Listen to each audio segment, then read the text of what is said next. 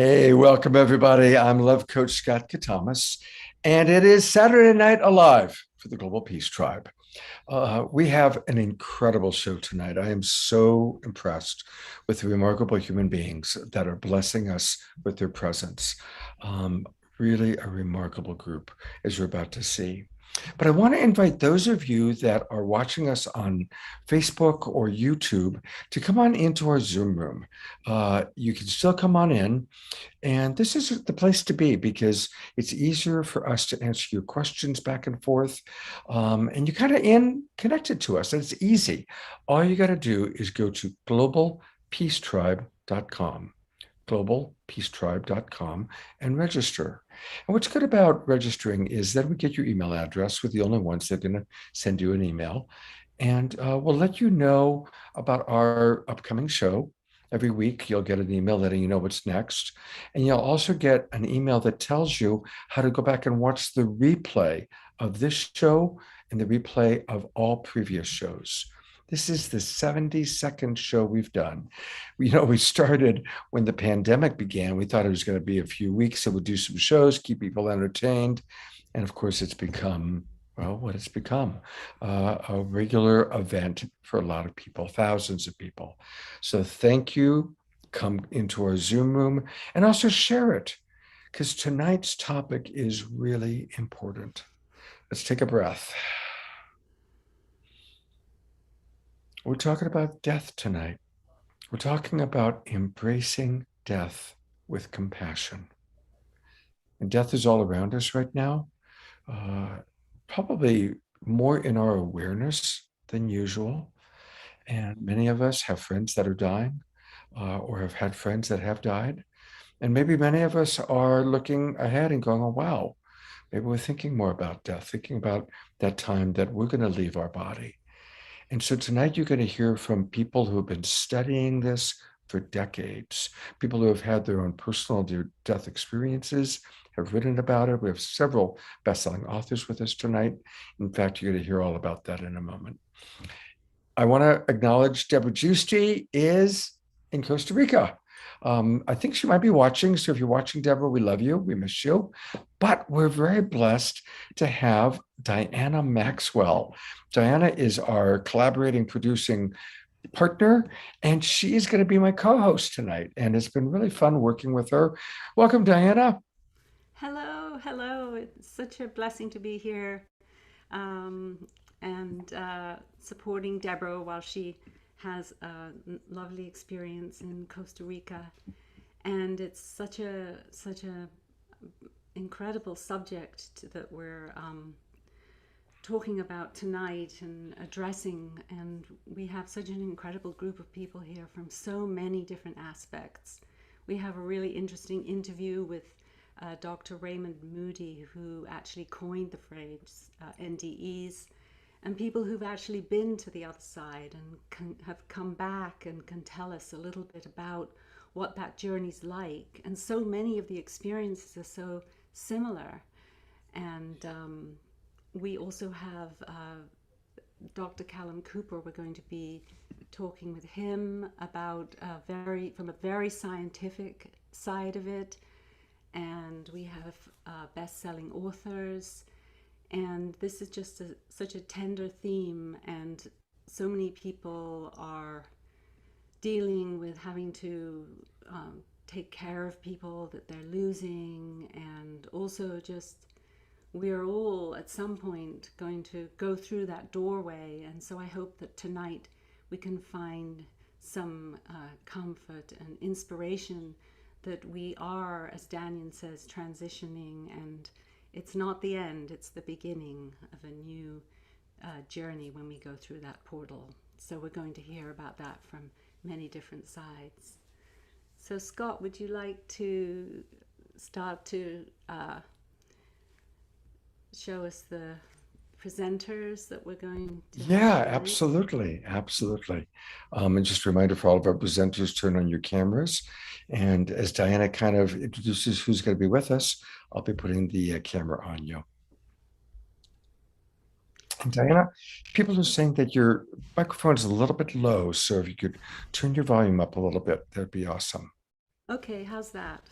Well, we'll see what kind of comments. It sounds good to me, but I've got earphones in, so we'll track the comments. And thank you, Debbie Johnston, for letting us know that. Well, Leslie, let us know in the chat box. Yeah, people say it's still not yet. People are still having a little trouble hearing you. okay, how is this? That seems to be better, definitely. Okay, great. Okay, thank you. Okay, so first of all, we'd like to introduce Neale Donald Walsch. And he is a modern day spiritual messenger whose words continue to touch the world in profound ways. The Conversations with God books have been translated into 37 languages, touching millions and inspiring important changes in their day-to-day lives. And Dr. Raymond Moody, who is a world-renowned scholar, lecturer, and researcher, whose best-selling book published in 1975, Life After Life, coined the term NDE, near-death experiences. And Dannion Brinkley, who has had 3 near-death experiences, which inspired multiple books and a feature film. He's helped over 30,000 people to prepare for and embrace death, and has been at the bedside of over 2,000 people as they have transitioned. Paul Perry, filmmaker and author. He is a Grand Cross Knight in the Portuguese royal family and a 5 times New York best-selling author. As a documentary filmmaker, he produced Afterlife and The Light Beyond, a documentary about Dr. Raymond Moody, with whom he has written 5 books. Betty J. Eadie is the author and international bestseller of the book Embraced by the Light. Almost immediately upon publication, her book became #1 on the New York Times best-selling list.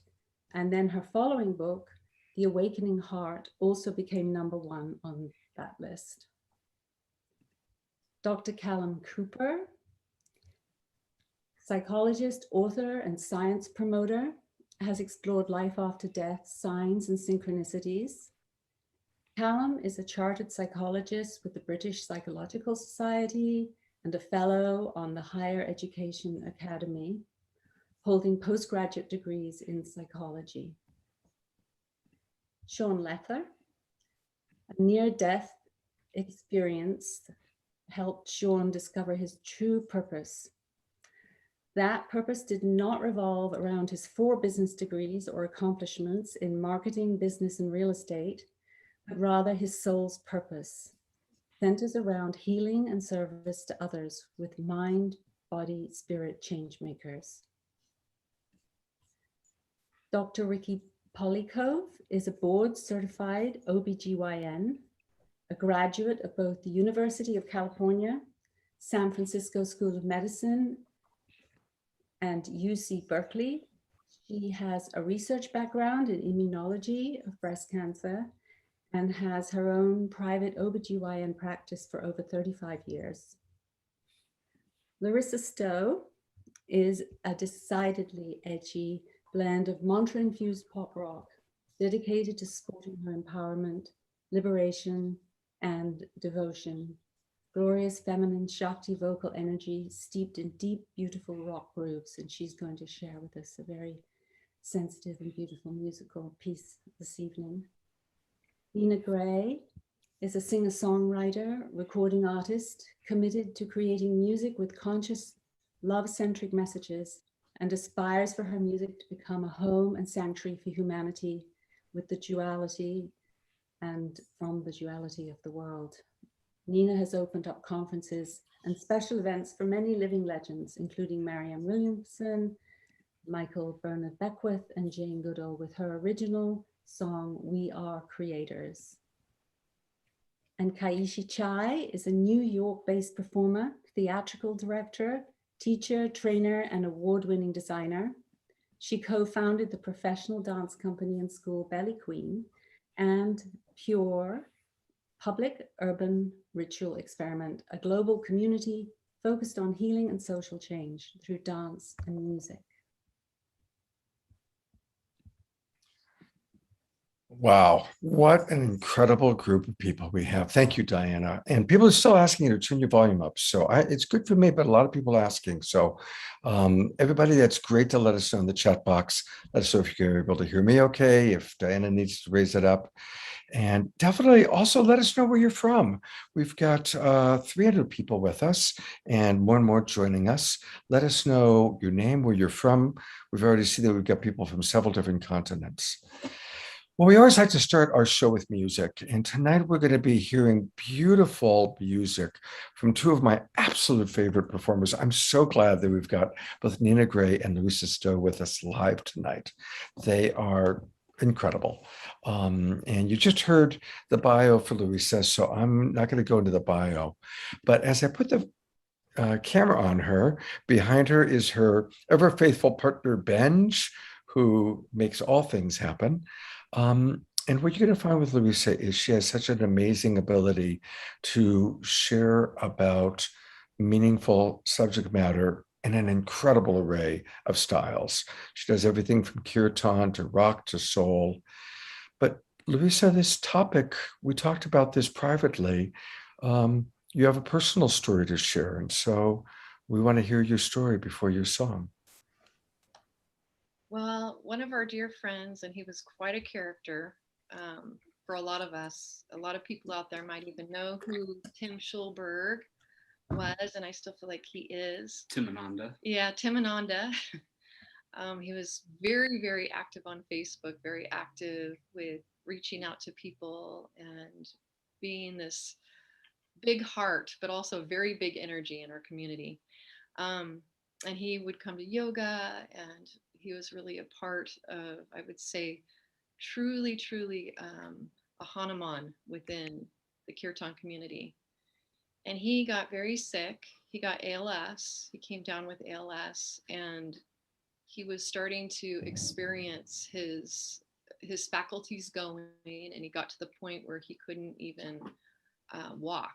And so at that point, he started to feel like he was on his own terms to leave and to have a gathering of beautiful beings where he could transition with all of us around him, loving him. And he actually, it happened in this temple that we're sitting in right now. So it's like, it was here that we had this incredible group of beings that shared stories about Tim's life, shared with him. In fact, these guys, both of you were here. Yeah. Right? Yeah. Right? Yeah. We were here. Yeah. We were here. Richard and Bench were here. And we played music for him. He shared stories. We all shared stories. And with the assistance of a doctor, he took that little magical potion to bring all of his bodily functions down and to end his life. So as a community, we were here to hold him literally, like as that I would say that deathly dose that he took.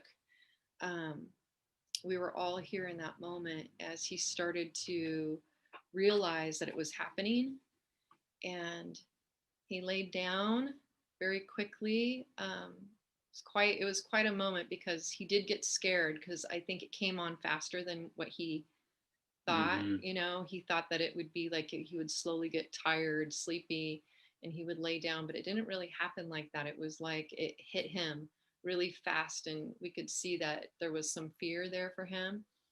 And my beloved friend, sister Mirabai Devi was here too, and she said something like, Tim, focus on the light.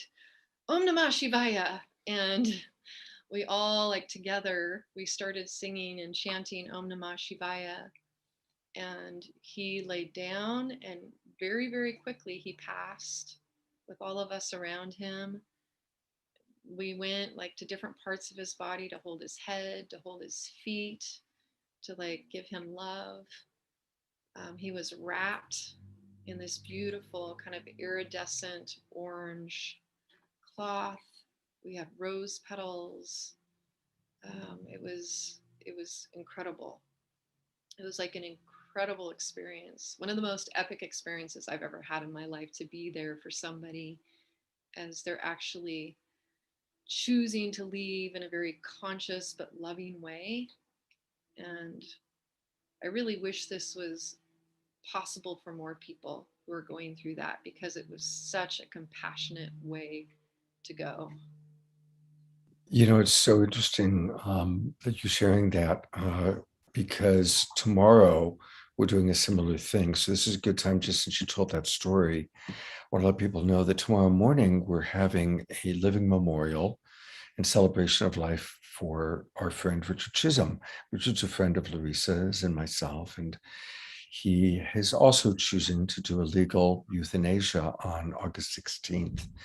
And so tomorrow is going to be his living memorial and his kind of farewell to most of his friends, certainly those of us who can't be with him in person. So I just thought I'd show that right now, since Larissa just told such a beautiful story about your friend Larissa. And this is the direction that many of us are going into, of embracing that and even creating our own death a little bit more. Now that euthanasia is at least legal in California and certain other states and countries, more and more we're able to kind of choose the time that we shed this body temple and move on to the next adventure. Yeah, I think it's a powerful choice for us. People these days are scheduling to have cesarean sections. That's an accepted part of consciousness. But I would love to see it be more accepted that people get to consciously choose how they want to let go, especially if they're suffering. Yeah. All right. What do you got for us? Tell us about, and I know you've got a special guest flautist with us, which we're excited about. This is our very own Richard Hardy. He's a Shakti tribe.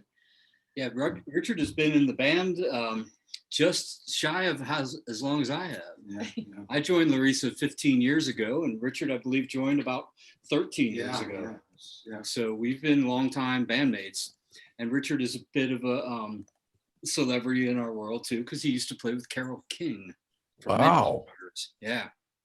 And Dave Matthews and quite a number of other people. So let me toot Richard's horn for a minute, because he's a great player and a great guy. Beloved friend to all of us. Clearly, all of that was preparation to play for Larissa Stowe. Of course. All right, well, let's take it away. We're eager to hear your song. Well, one bar. Hold on one second. I just wanted to share that the reason why I chose to bring this forth tonight, and probably saw us practicing a little bit, because we haven't really practiced this one in a while, but this one was inspired by a woman named Jeannie Tucker, and she was a super fan of ours that we loved and adored, still love and adore her, but she came down with cancer. And when she was in like the last stages of cancer, I wrote this song for her.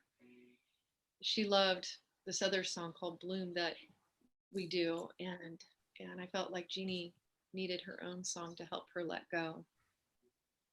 So here it is, and it could be letting go of anything in life.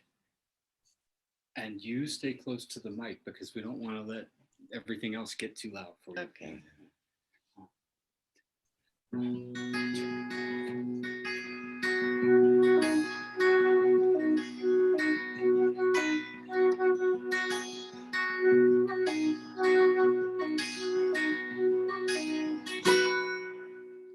Butterflies and merry sweets, a soul in bloom blesses everything.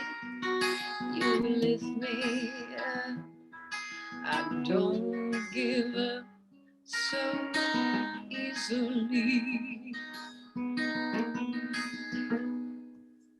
An acorn rests in a winter bed, the frozen earth crept above her head. For love to grow, she'll trade what's known for mystery. I could let the song fall into the ocean, let the mountain return to the sky. I am the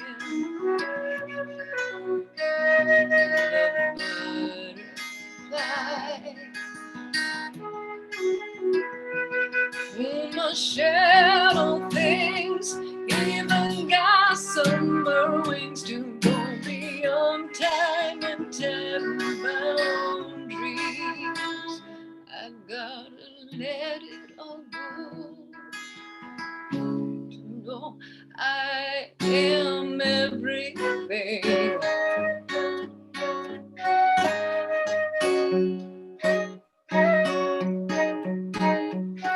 How can I let you go?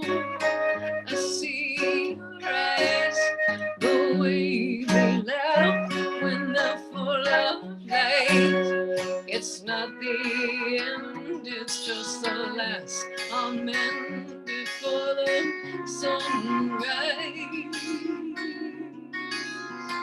Before the sunrise.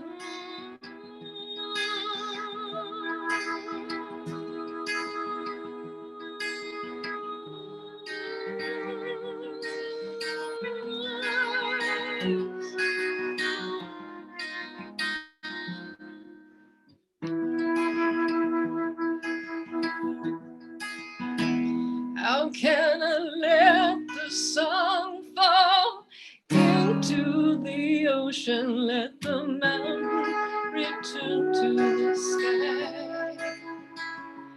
I am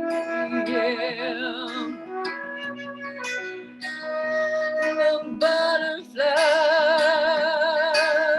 Oh, my shadow things even gossamer wings and the sundown and sunbound dreams. I gotta let it all go to know I am everything.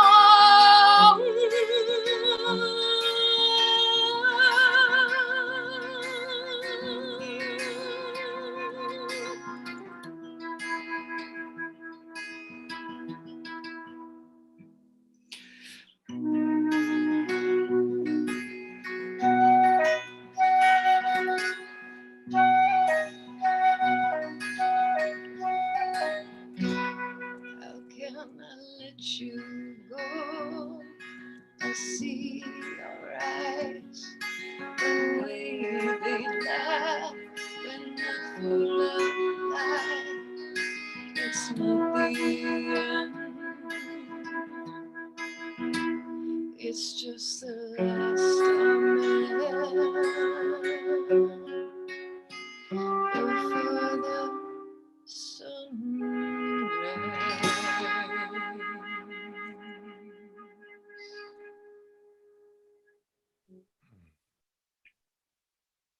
Thank you, all three of you, so much. Thank you.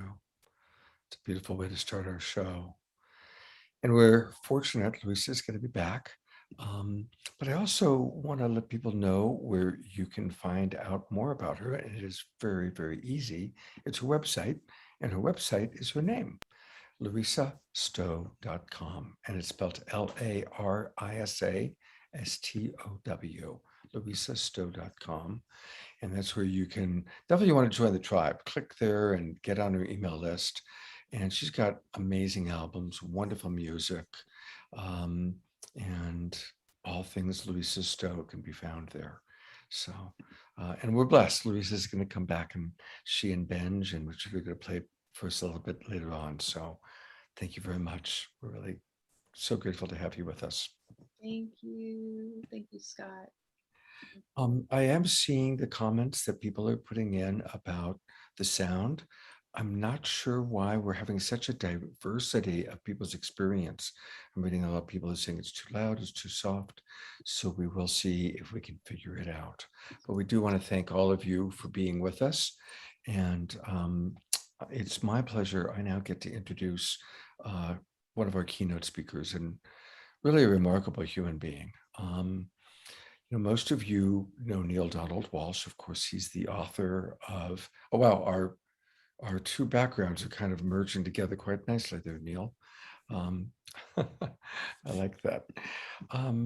Neale, of course, has written 39 books, almost all of which are of a spiritual nature.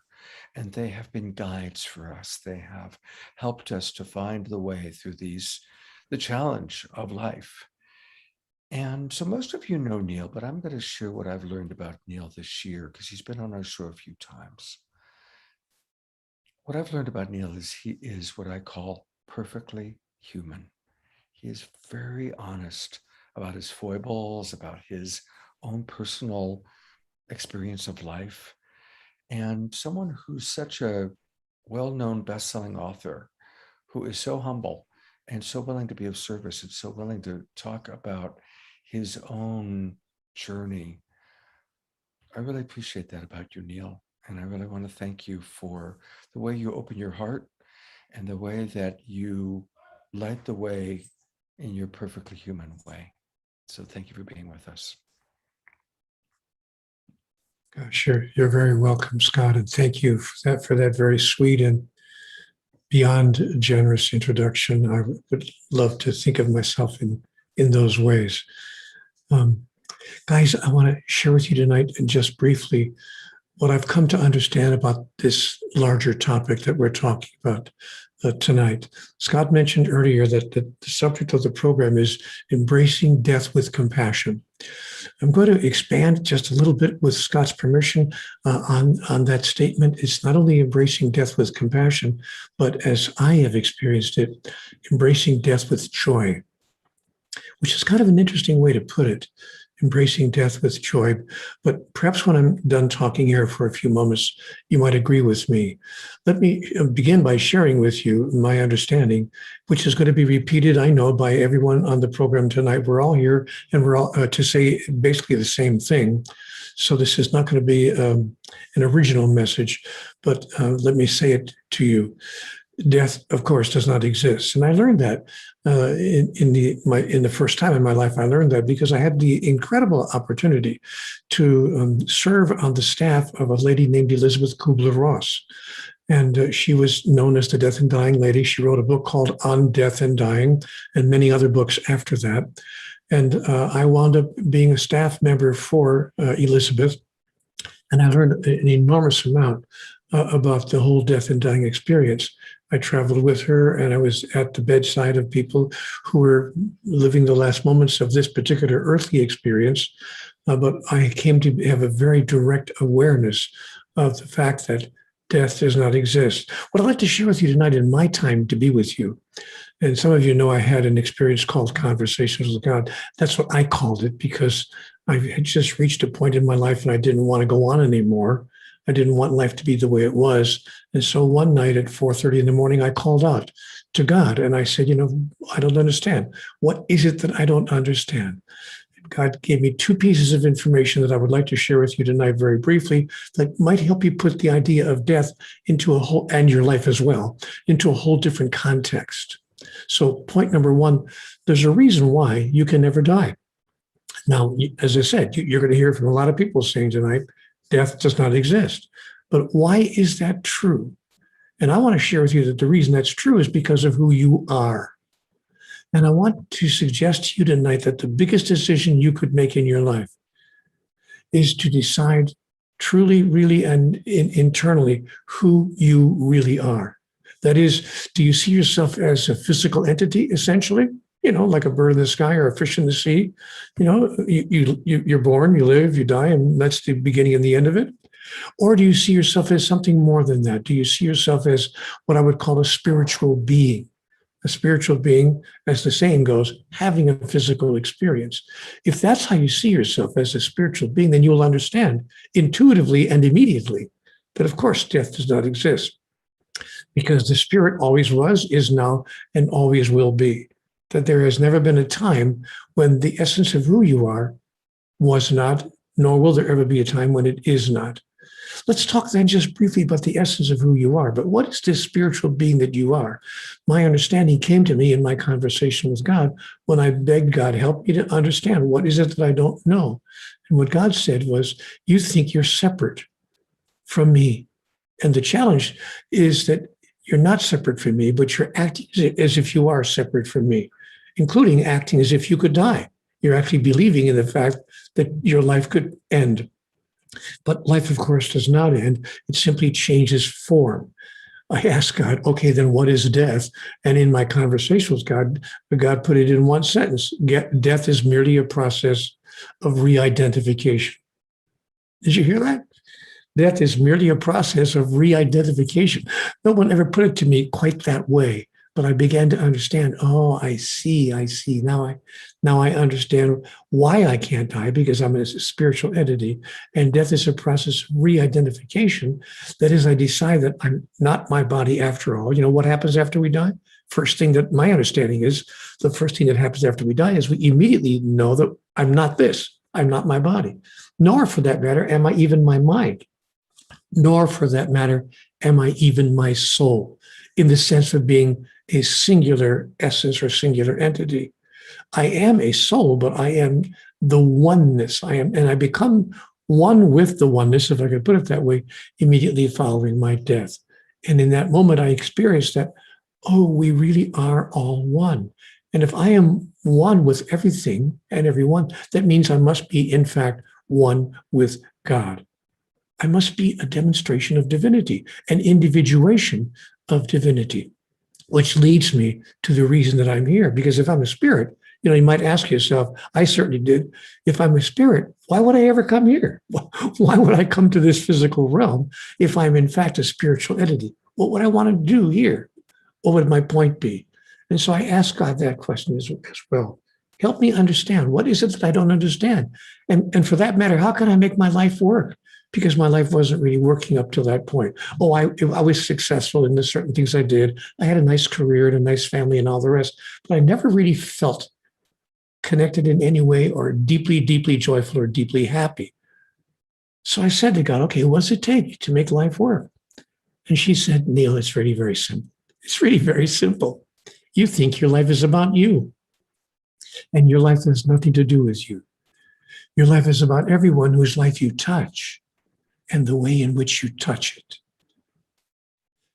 Wow, did that change my perspective? Did that change my life? Or what? And then I learned in a dialogue that I had with God, which became a book called Home with God in a Life That Never Ends, I learned some interesting things about death itself.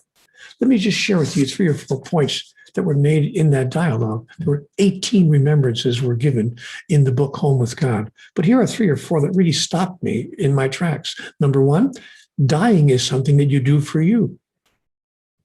Number 2, death is never a tragedy. It's always a gift. Number 3, you are the cause of your own death.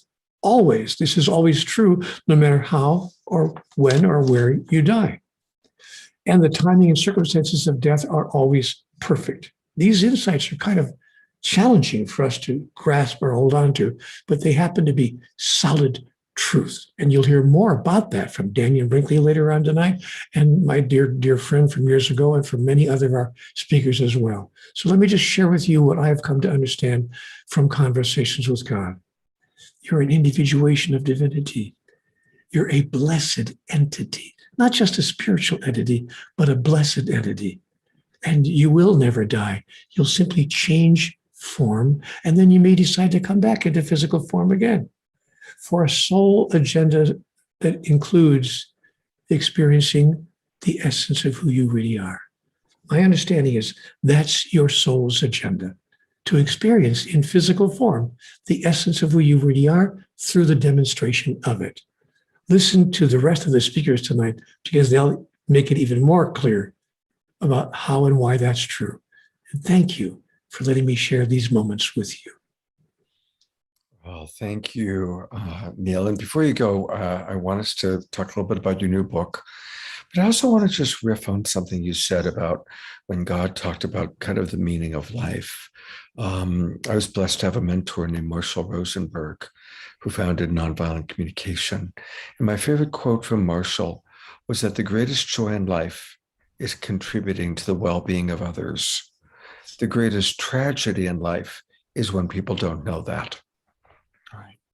And so it seems to me like part of your transformation was when you learned that, it's being of service to others. That's not only the meaning of life, but that's actually the joy of life.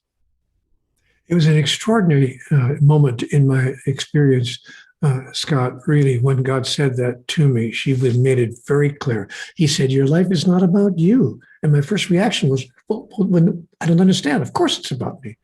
She said, no, Neale, your life is about everyone else whose life you touch and the way in which you touch it. And for a very powerful reason, when you make your transition, when you celebrate your continuation day, and that's how I describe death, by the way, when you celebrate your continuation day, then you move through every moment of your life the way other people experienced you. This is what I was told in conversations with God. Their experience of how you were with them is what you experience in what we call the afterlife. Not as a punishment, just as an opportunity for you to open your eyes and say, oh, I see, now I see. And is that the person I want to continue to be on the wonderful good moments and the moments that maybe were not your highest ideas, but whatever it is, it becomes a marvelous experience for you so that when you come back into physical form again, you come back with that understanding and with that awareness, and it changes everything. So when someone near to you is passing on, celebrating their continuation day, move into the experience with them with joy. You will be mourning perhaps your loss, and that would be quite natural, but allow yourself to feel joyous for the experience that they are having. Beautiful, beautiful. And please tell us about your newest book. It's called The God Solution, The Power of Pure Love. And it's available Amazon and all the regular places. Tell us a little bit about it, Neale. Well, in brief, it's a book that describes a new and offers humanity a brand new definition of God, a definition of God so revolutionary, not perhaps unheard of, but revolutionary in the sense that if people embraced it, it would be the opposite of what virtually every religion on the face of the earth is telling us. There are, of course, over 4,000 religions, whether you know it or not, 4,000 organized religions on earth. But none of those organized religions teach of a God that can be defined in two words. And so the book defines God in two words: pure love. Not just love, but pure love.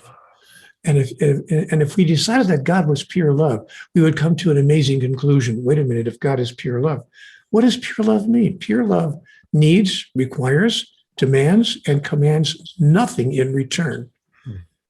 Human beings have not learned how to love each other in that way, but that's exactly how God loves us. Dare we believe in a God who is non-judgmental, non-condemning, and non-punishing? And if we could learn that, that would become our model. And that's the point of the book. The point of the book is the God solution. The solution to the way the world is today is to begin acting in the way that God models us or models for us. That to embrace God's model of pure love in our interactions with each other, so that we would also stop condemning, judging, and punishing others. Right now, I mean, nations are doing this. Leaders of nations are doing this with each other. People from different sexual orientations, people in different religions, people in even different genders, people of different economic status. We're building walls, or suggesting that we build walls to keep people out. And what? Wait a minute, stop it. So the God solution offers a solution to all of that, and it proposes a new way to be human. I want you to pay very careful attention to a man who's going to be talking a little bit later tonight. Dannion Brinkley will make this all very clear to you because he understands it. He's been there. Thank you. Well, a lot of people are asking questions, but Neale needs to go. And we are so grateful that Neale was with us. But guess what? Neale has agreed to come and do a private conversation with our Global Peace Tribe. It's going to be on Tuesday, August 17th. So that's coming up. That's in 10 days. And for 2 hours, we are going to have conversations with Neale Donald Walsch. And I love the topic that was chosen. If there really is a God, why is the world such a mess? Well, Neale's going to talk with us about that. So please join us. Debbie is putting into the chat box and into the Facebook page the links where you can get your tickets. And early bird price ends tomorrow. So get your early bird ticket today, right now.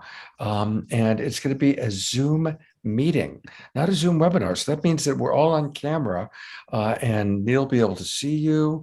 And we're going to have our own private conversation with Neale. So thank you much, Neale. I'm really looking forward to that. Thank you, Scott, and thanks for the opportunity to share this time with you tonight. All right. God's blessings and have a wonderful weekend. Thank you. All right. Ah, what a blessing, huh? I just love that man. All right. I'm turning it over to my co-host, Diana, to tell us about our next guest. Hello, and I hope that you can all hear me. I am now, would love to welcome Dr.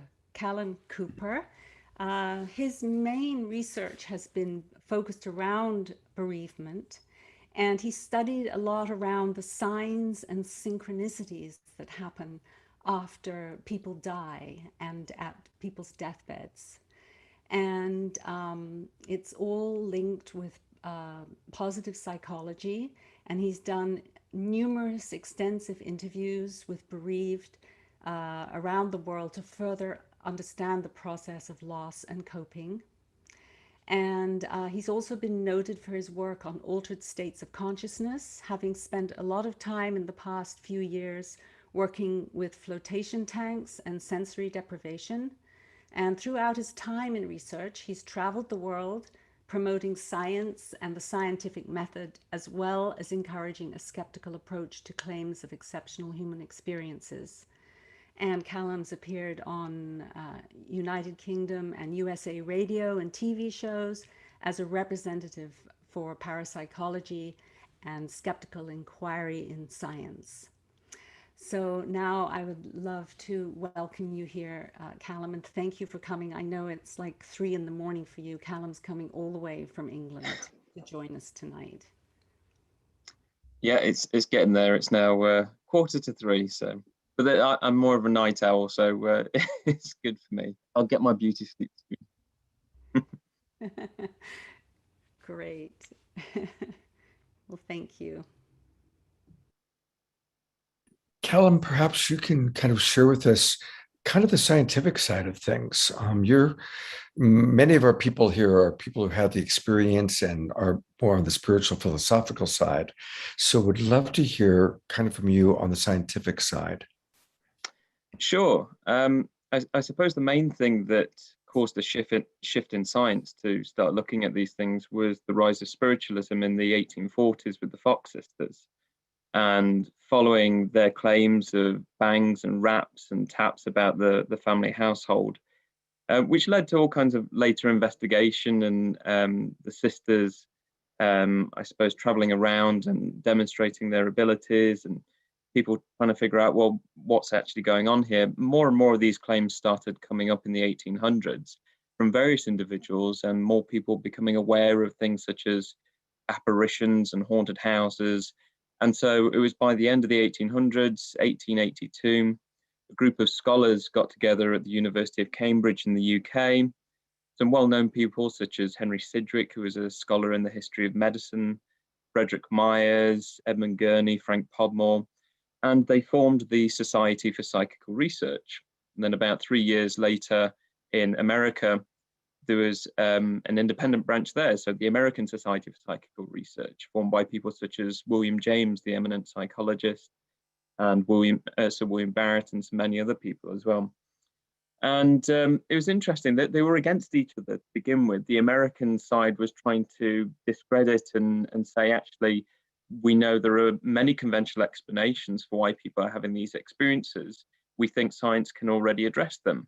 That's what the British side was doing as well, saying, well, we can apply that, but let's see if there are any cases that don't seem to fit that. Let's see if we separate the wheat from the chaff, what do we actually have left? And they discovered that there were some instances of people witnessing apparitions, going to see mediums, where it wasn't clear how the medium was obtaining certain information that wasn't general. So we call these things cold reading and Barnum scripts, when people are coming out with very general information that you can apply to many people. It's not specific at all. And so it seems to be a technique. I've done that myself, not claiming to contact the dead, but just to tell people about their lives and their household and things that seem specific about them.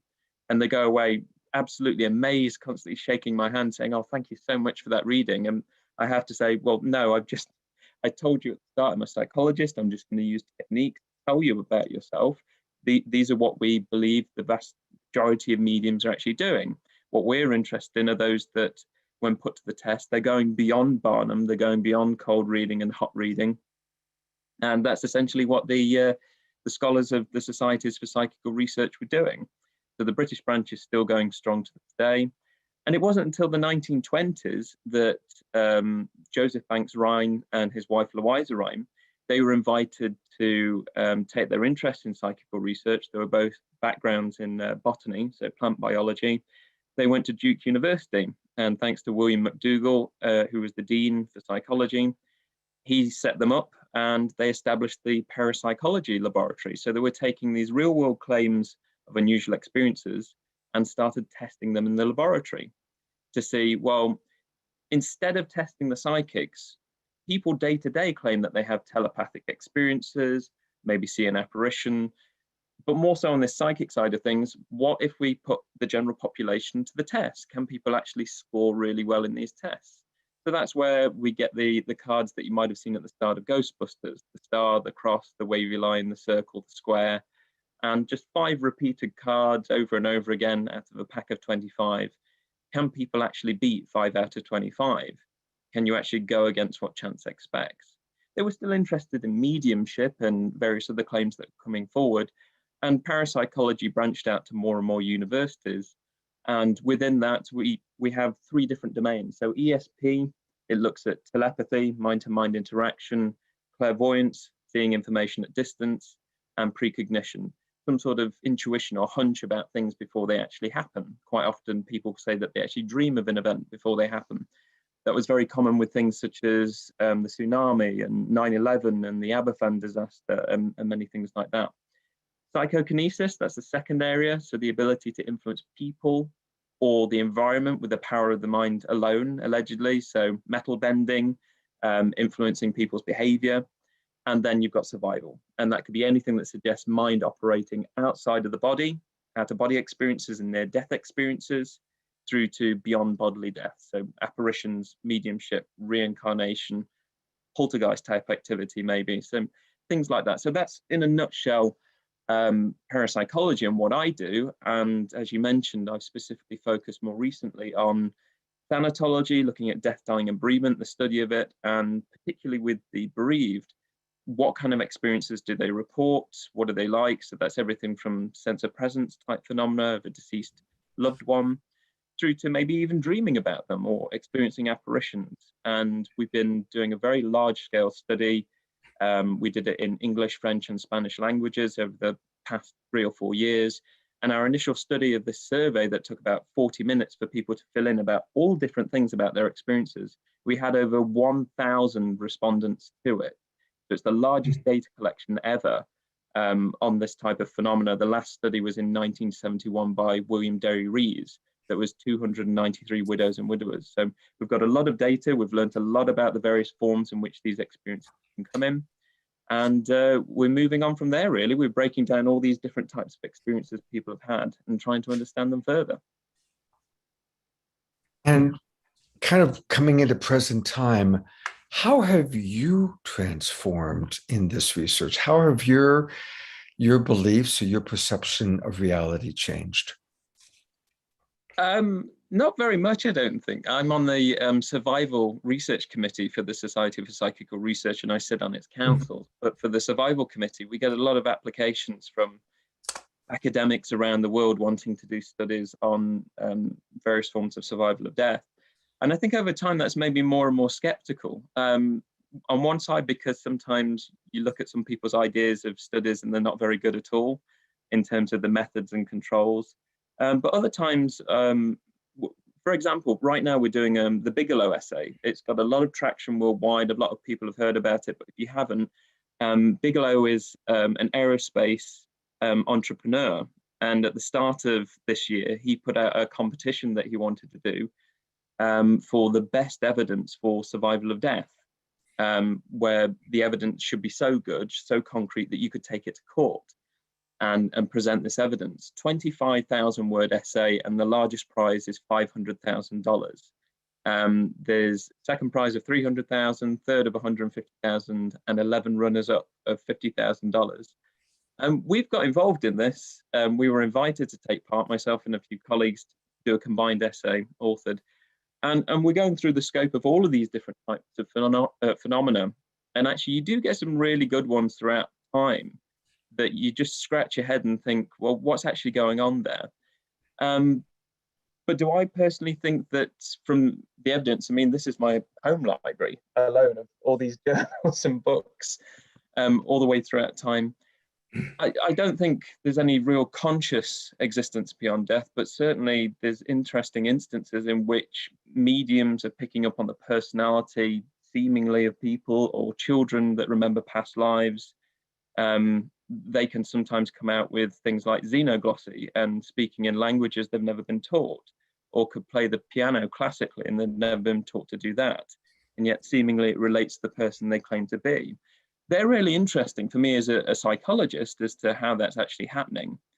But from what we understand of consciousness studies and neuroscience, it's very hard to think of a concept of somehow consciousness existing in a permanent status beyond bodily death as well. So that's something that I think many people that sit in the camp of post-materialism, like I do. So I'm certainly not one for materialist science. I favor parapsychology and the ideas about mind extending beyond the body, because the evidence is very compelling for psychic functioning and lab-based studies. But the idea of beyond bodily death, it's always fascinated me. It still does. But I think I kind of sit quietly on the fence looking at what's going on both sides. So I probably haven't transitioned much. I think I've just become still a very firm skeptic. And I would do if I was a biologist, a chemist, a physicist, you name it.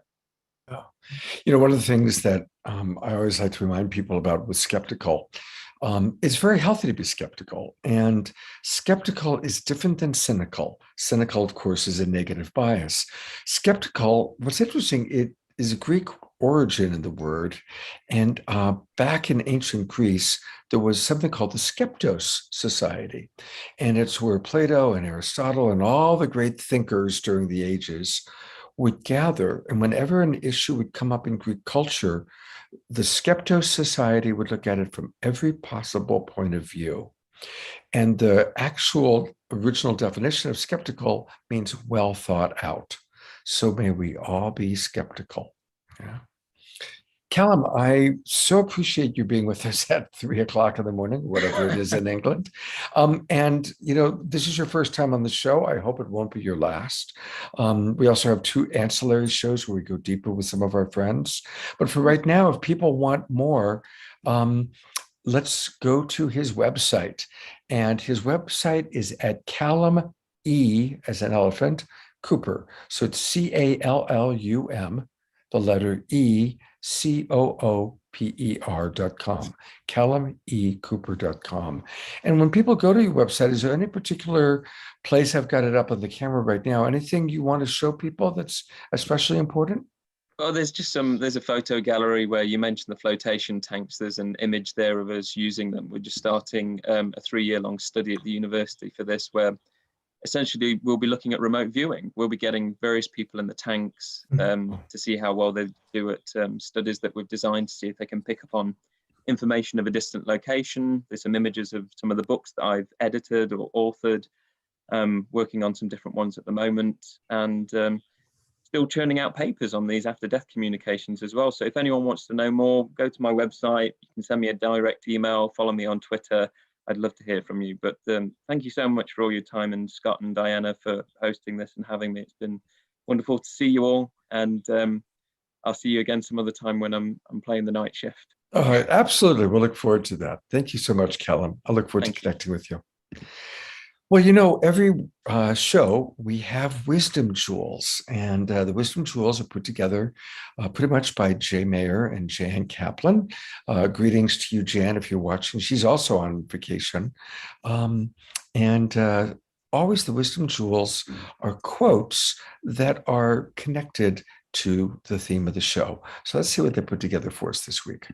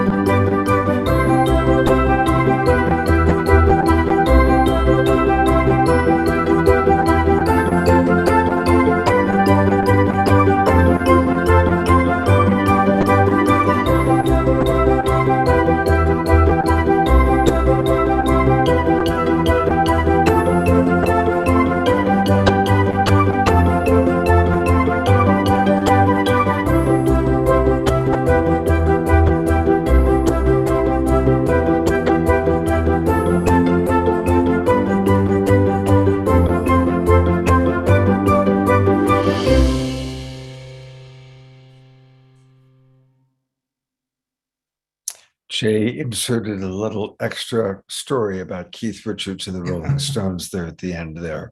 Get a little humor going. All right, Diana, what an amazing show so far, and we've got more. Who's up next? Yes, well, now we have Betty Eadie, and she was inspired to write her international best-selling books from having had a near-death experience. And each book that she wrote, Embraced by the Light and The Awakening Heart, was written with the effort for Betty to continue sharing what she was shown and what she learned in the spirit world with God. Betty learned why the existence of man and earth and all about it and what awaits us in the afterlife. So she's going to share with us now her story. Thank you, Betty. Thank you very much. It's wonderful to be here with everyone this evening. Yes, it's exciting to know that what's on the other side. And at the age of 31, when I thought I knew just about everything in the world, and I don't know, I learned later that, you know, even in your 30s, you're just a pup, you're just a baby, you don't really know a lot. I was raised in boarding schools. I'm Native American, Lakota Sioux. And it was back when, in fact, there's a lot about on the news these days about the Indian children being taken from their homes, placed into boarding schools, where we were taught that everything that up to this point that God actually looked down on us, that we were heathens and we were sinners, and so on and so forth. But I'm telling you that not to get sympathy, but just to let you know that I was fearful of God. I learned it wasn't anyone that I wanted to die and go to heaven and be with. I couldn't even imagine it. And I was taught that from the age of 4 until I left the boarding schools in about high school. So then I married early at the age of 15 and had children, beautiful children. I'm a mother of 8 children, a grandmother of 20 some, I think, and a great grandmother of about the same amount, about 20, one on the way. So it's increasing. So, but anyway, it's just, I spent my life with my children. I gave my children my life because I didn't have parents or an upbringing within a family. So that's what I focused on. Went into the hospital at the age of 31 when I had to have a hysterectomy. And it was during that time that I experienced my death. And then my whole life changed from that moment on. Everything that I had ever thought that God was now something entirely different. And those of you who have read Embraced by Light, I'll spare you all those details because we're limited on time. But I did want to talk about some of the things that were mentioned this evening. My experience was a God thing in that when I arrived in heaven, I actually met Jesus Christ. I learned that there was Jesus, which again, I doubted all of this. I didn't want anything to do with religion or faith. So it did not come from a previous understanding of who God was or who Jesus was. I was actually raised in Catholicism. So their belief, of course, is that there is Jesus, there's just, they're all one, the Father, Son, and Holy Ghost. So I didn't have this knowledge. He wanted me to see everything. My first questions to him was, why was I born into a very poor family, Native and Irish, and was criticized throughout all this time? And I had low self-esteem, low self-worth, all the things that come with a great deal of pain. Jesus smiled at me and he said, because that was your gift. He said, every level in there, all spirit beings are at various levels of spiritual growth. And when we need to have advanced growth, we came to earth for that growth. Each of us choosing our own path. We chose our parents, and because and I made a note here. The speaker before me was talking about basically the DNA. How do we have child prodigies? And what I learned there is that not only do we carry the DNA of our parents, but we carry the DNA or that cellular memories, meaning that their experiences are also carried in us. And so, and to even better that, to top that off, we have God's DNA. When we were put together, we had God, and then we chose our parents and what they had, and we wanted to be with them for our experience. I think I probably came to learn a lot of patience because I have very little patience. Some people come to learn to, we are here to acquire the attributes of God. And so our lessons, our experiences here will bring us to acquire whatever it is that we personally, it's very personal, it's individual, and it's also collective, but we came here to acquire these things. When we leave this earth, we take back with us every bit of gain. And so when we arrive back, we will have, our spirit will have gained more knowledge. I saw that knowledge by the, I call it the energy field that surrounds each and every person there. The greater the person, the more knowledge and information that they have. We talk about love and light.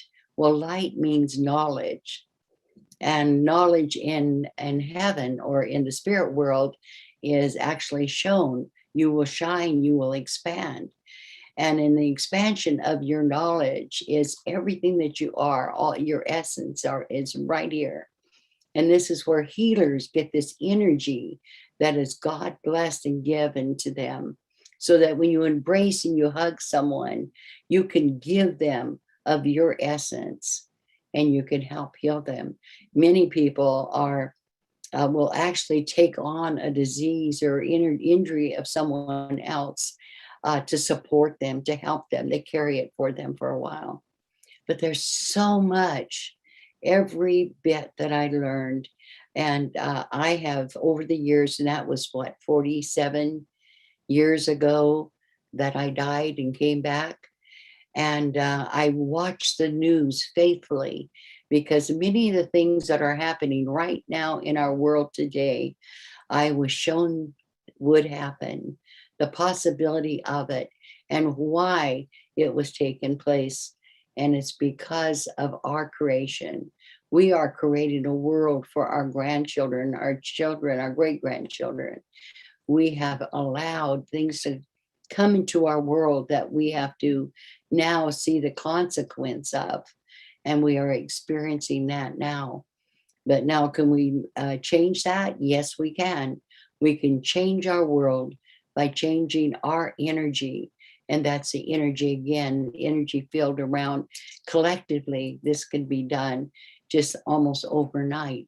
So we do have hope to get beyond everything that we are suffering right now, the COVID, the fires, the weather changes.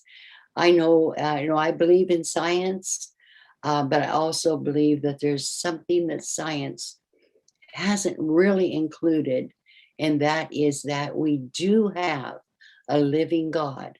We do have the knowledge that is sent down from the spirit world, from heaven, and is given to mankind to find cures. This was 1973. We didn't have the computers that we have now. I saw the computers in heaven. I'm going to say heaven because I don't know what else to call it, spirit world, whatever. But I saw the computers, and they were liquid. The screens were liquid, and they could move, and you could touch them. And that was in 1973, and all of that, of course, we have. And there are greater things to come, and that is awesome. But right now, we need to focus on the energy, the positive energy. Our world, our earth actually has energy as well. And when it becomes low of energy, and they showed that it would become that way, it was going to change. This is changing our weather. But it's a collective thing. Our world draws from our energy. It's, like I say, I just don't know what else to say about this except for that it's exactly a perfect plan of God. And and I know my experience, from my experience, I came back with maybe a little different view than some, but I was sent back, literally sent back. I didn't want to come back, believe me. I wanted to stay there. It just was so full of love and beauty. And but this was something that I had promised that I would do, and that was to write this book, Embraced by the Light. I was told not to focus on it, that when the time came, it would happen. And much of what I experienced, although there's a lot that I didn't even write about in Embraced by the Light, because it, well, Embraced by Light, you only hit the shelves. It was not a pretty picture. I went out and I've always been a very shy, unassuming person. And so to go out and and hit the media, and I think I was called just about everything but kind and gracious. And it was awful. It was a terrible thing. I would not wish that upon anyone at all. But I had the inner strength to do it because I know what's on the other side. I want other people. I have spent all these years since I had the experience. I am compelled to continue to tell people what I experienced, because they are going to experience that too.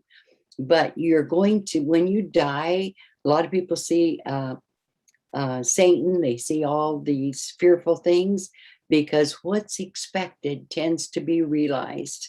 And if you expect that, or you have something in your life that you have not overcome, you will remember that and take it with you. And if you think you need to be punished, well, guess what? You create your own punishment. And so the more you learn about God's unconditional love, that he loves you endlessly, that you chose your path. So you're just, if you follow your heart, you are doing the right thing.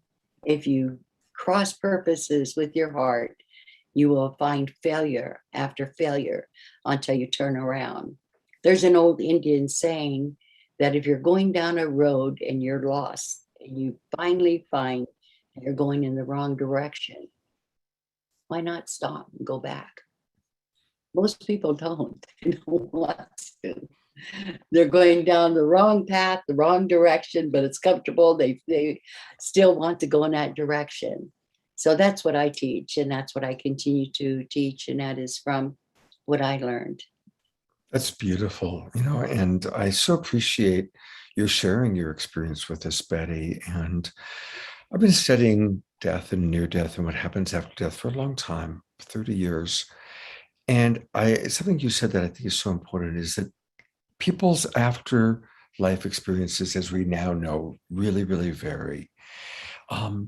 And even the people who have scary thoughts and think they need to be judged, my understanding is that the experience of judgment does not last long at all. It's just long enough for that little dream, and then they wake up from that dream. Because like we heard from Neale earlier, whether it's somebody experiencing Jesus as you were blessed to experience, or other ways, ultimately there is one unconditional love that we get back to, and we get back there quickly. Would you say does that go along with your perception? We basically will experience what we expect. And there was a man that told me his experience, and I'll tell you this real quick. He was an atheist. He had a bad life. The only thing he trusted, actually, and he said this, was his teddy bear. Guess who he experienced when he died? Oh, that's beautiful. Wow. Teddy bear. And he said this giant teddy bear showed up, and he embraced the teddy bear, and he was holding the teddy bear and loving it and caressing it. He felt safe. He felt secure. And then he felt the teddy bear chuckle. So he leaned back and he said, "You're Jesus." And it was. And Jesus then revealed himself. And when I died, and he told me this because I didn't expect to meet Jesus at all. Believe me, I did not. And so then when I saw him, I knew him. And he says, "That's all right. Everyone will come to know who I am." And that was it. He says, "I can appear any way to make that person comfortable. I will never shock or surprise." And so it's important to it's important then to gain as much knowledge as you can. So when you return, you miss that, you can miss that part of introduction. You just right back. Yeah. So anyway. Beautiful. Well, thank you. And, Betty's books are wonderful. And so I just want to really point these out to everybody, these remarkable books. And you can also learn much more, again, like most of our presenters here, by going to Betty's website. And her website is her name. I'm going to pull that up for us as well. And I really like how she focuses on the freedom of fear. Her website is the name of her book, actually, embracedbythelight.com. Embracedbythelight.com. We're going to go to the website, take a look at it. There it is. So definitely go to Betty's website. And what's really important is when you go to the website, embracedbythelight.com, go all the way down to the bottom and register so that you can get should get your email and let you know what's going on. And Betty, very briefly, you've got something special that's coming up that you're going to let people know about when you get their email addresses. What is that? Well, actually, there's two, and I'll be very brief on this. That is that every Sunday at 1:00 Pacific Standard Time, I do a video. It's called Embracing Life. We cover subjects that we actually have covered right here today, but in greater detail. And in that, we picked one subject. Last Sunday, it was letting go. This Sunday, it is about the would have, could haves, and should haves.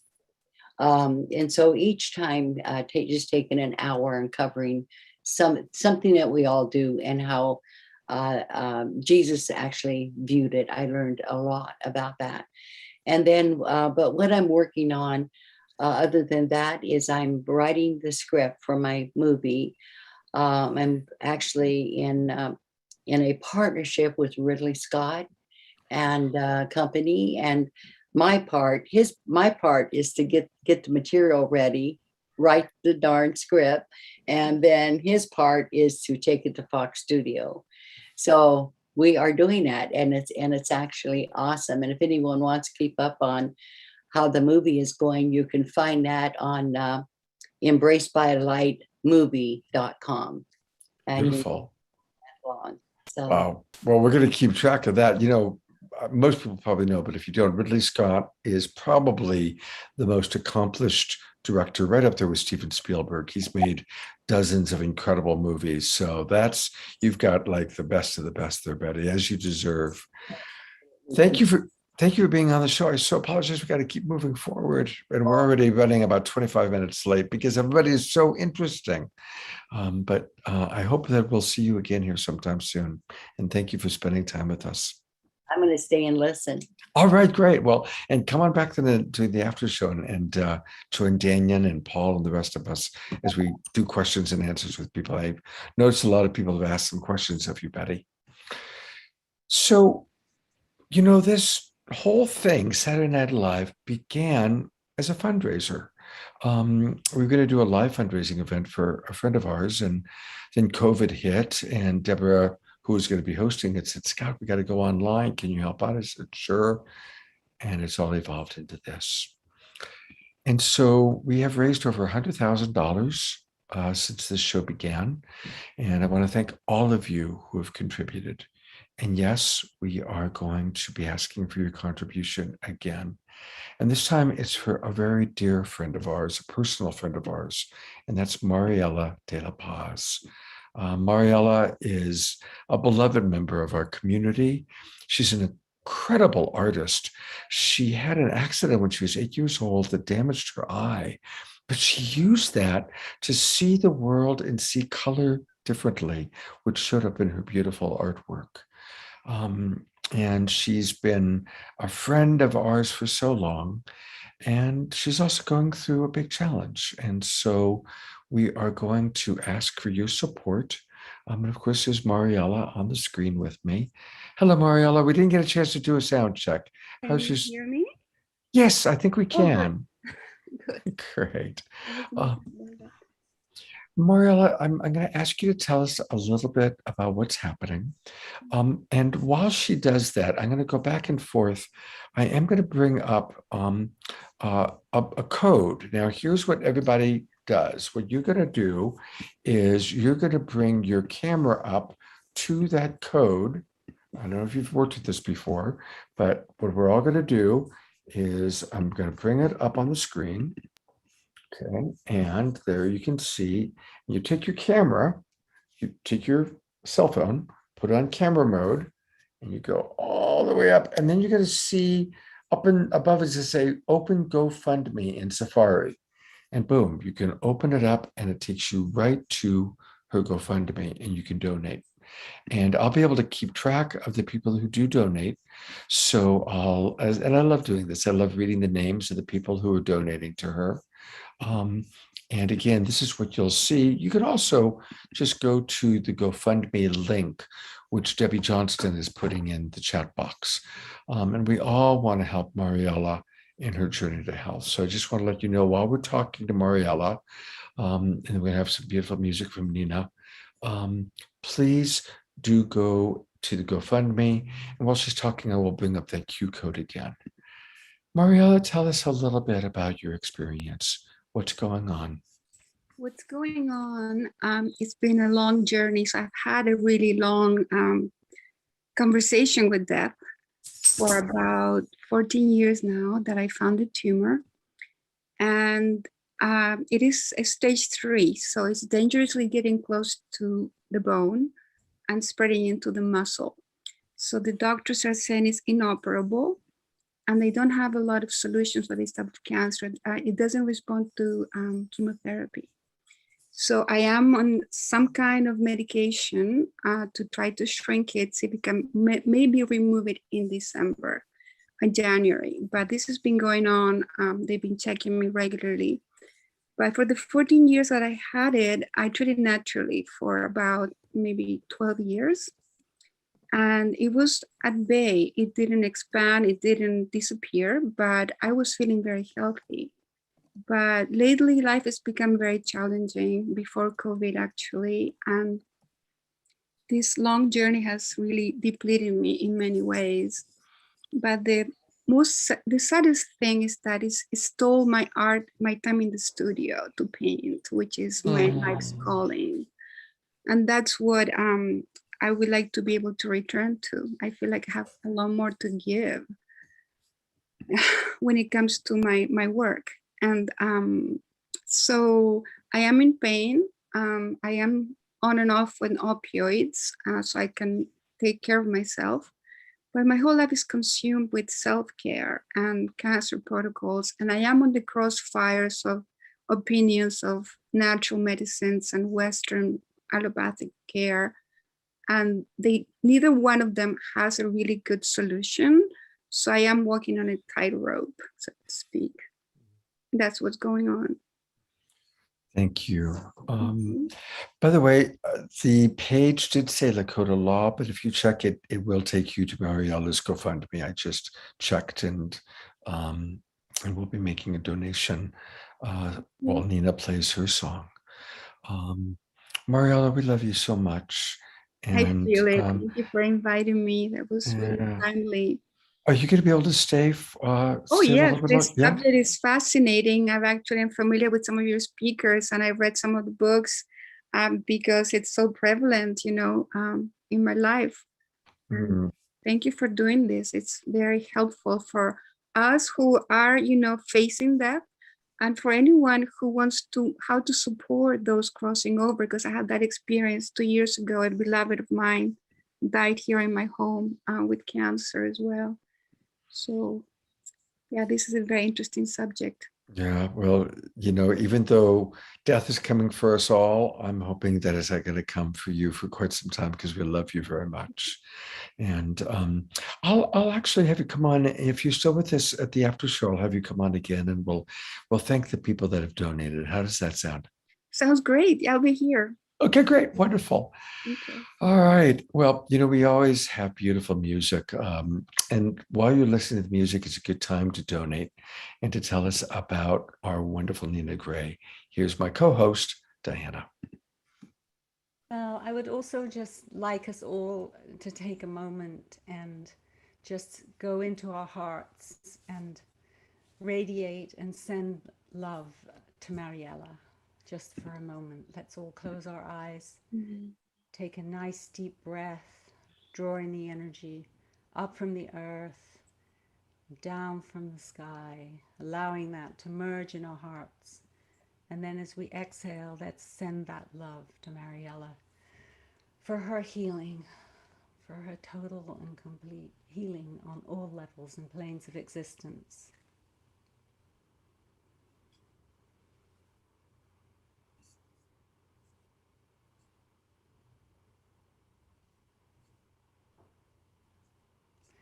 And I pray that you are guided to your healers that will bring you what you need.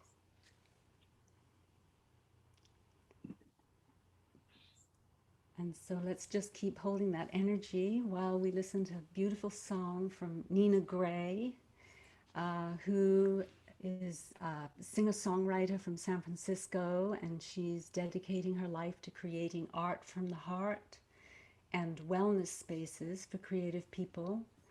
In 2015, she released over 180 original songs and videos for her signature online series, Music Making Monday. And now she shares them weekly via her Patreon monthly membership.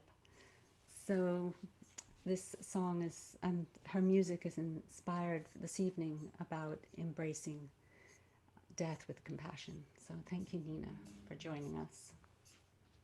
Thank you, Diana and Mariella. I send a big wave of love and healing to your spirit.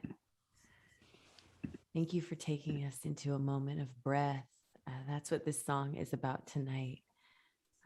The beauty, the stillness, the presence, and the strength we can find in our breath. The first action that we take as incarnated human beings in this life, and our last action as we step through the doorway into the next life. So if you want to take a hand to your heart or just be with your breath during this song, I invite you to breathe.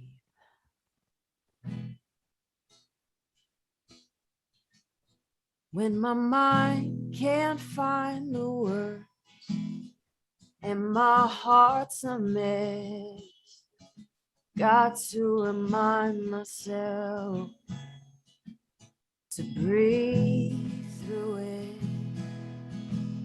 When there's fire behind my eyes and grief inside my chest, I got to remind myself to breathe through it. Baby, breathe. Come home to yourself, darling. Breathe it all out. Breathe it all in. Baby, breathe. Come home to yourself, darling.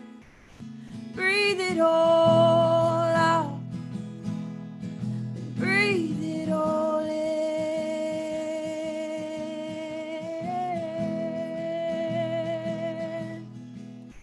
Ay, ay, ay, ay, ay.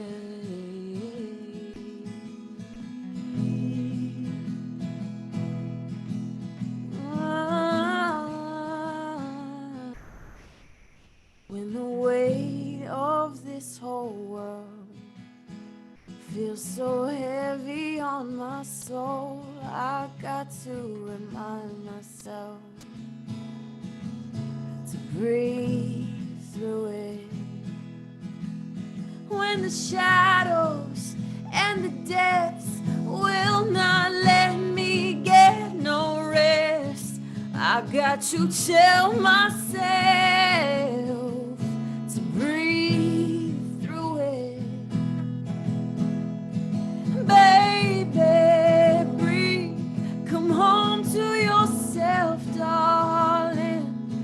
Breathe it all out. And breathe it all in.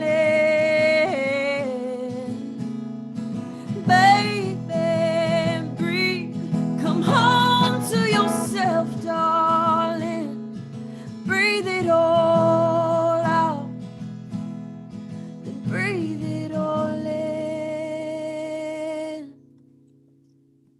Don't make it complicated, babe, just breathe. Don't you worry about if you're doing it perfectly. Don't make it complicated, babe, just breathe. Let your chest rise up and fall down naturally.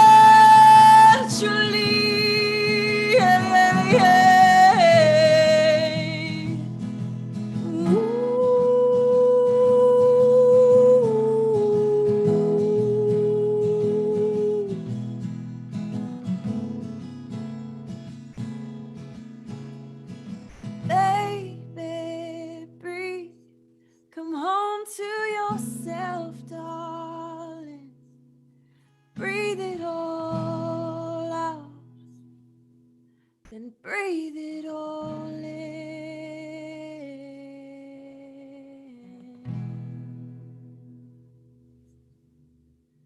We could take one deep breath together.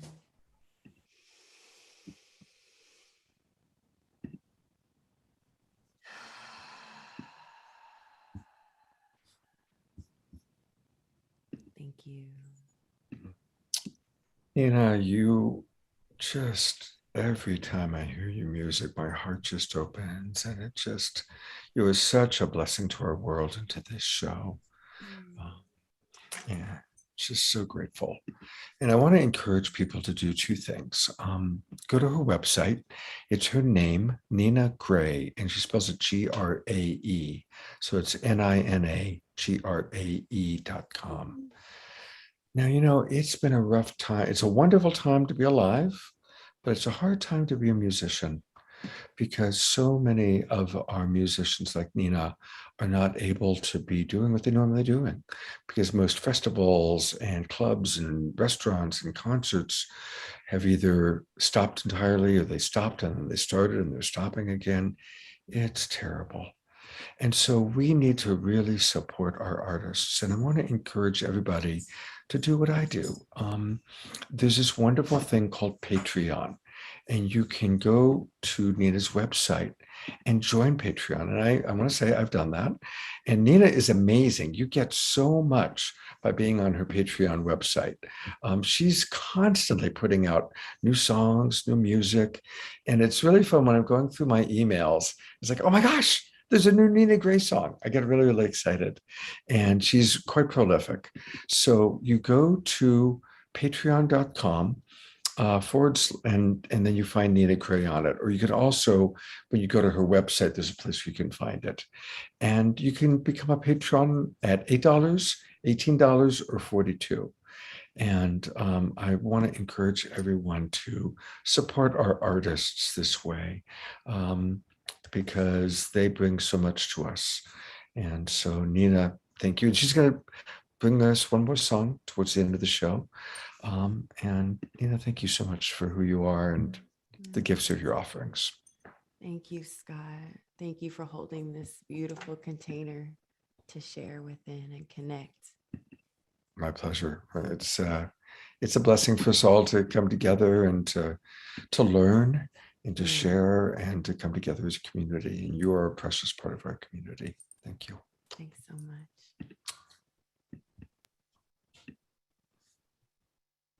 We are one. We are one. We are one. Oh, yeah, yeah. Oh, yeah, yeah.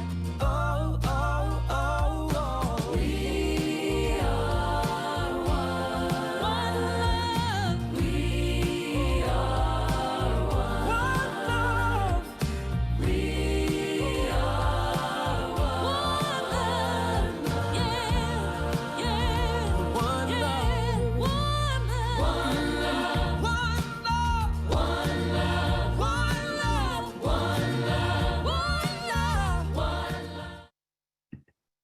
We are one love. I love that. Thank you very much for that video, Jay. It is the Global Peace Tribe announcements. And this is where we kind of share some special things that are going on. And I want to still invite any of you that are still watching on Facebook or YouTube, and there's thousands of you, come on into our Zoom room. We've got 350 plus people here, and this is where we can more easily interact and chat. And this particular show tonight, we're going to have a really amazing after show with questions and answers with many of the presenters that you've seen tonight. So please, you do want to come into our Zoom room, and you do that just by going to globalpeacetribe.com, www.globalpeacetribe.com, and register. It's easy to do that. I want to thank those of you that are donating right now, even as we speak, to Mariella.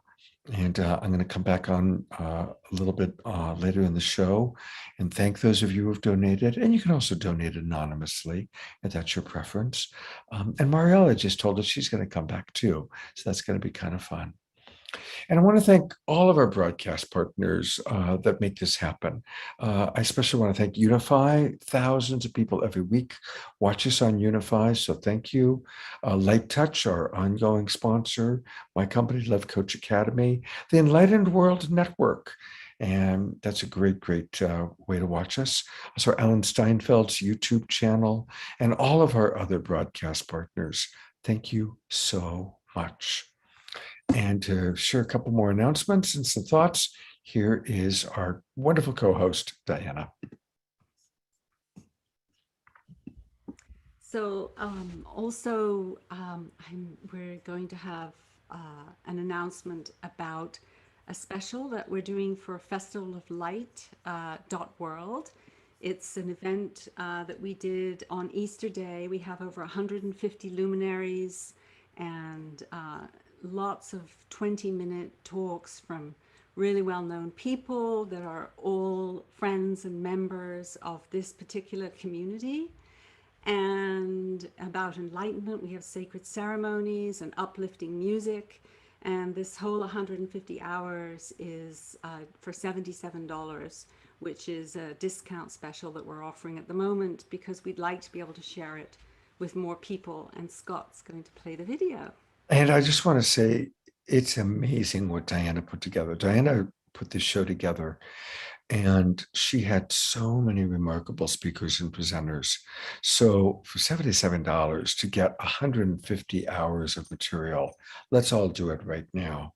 And here is a video to tell you a little bit more about it.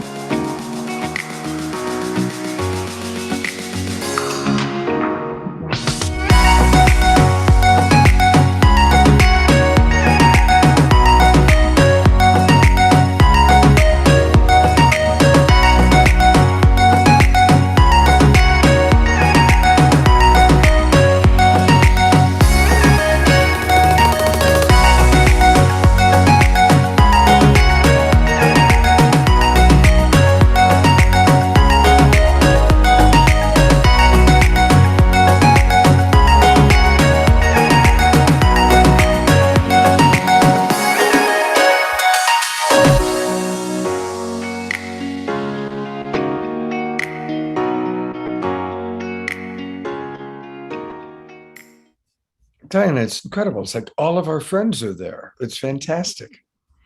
Yes, and it's very easy to, you can just listen to 20 minutes while you're, cooking dinner, or, you don't have to, you can just use it throughout the day for inspiration or throughout the week.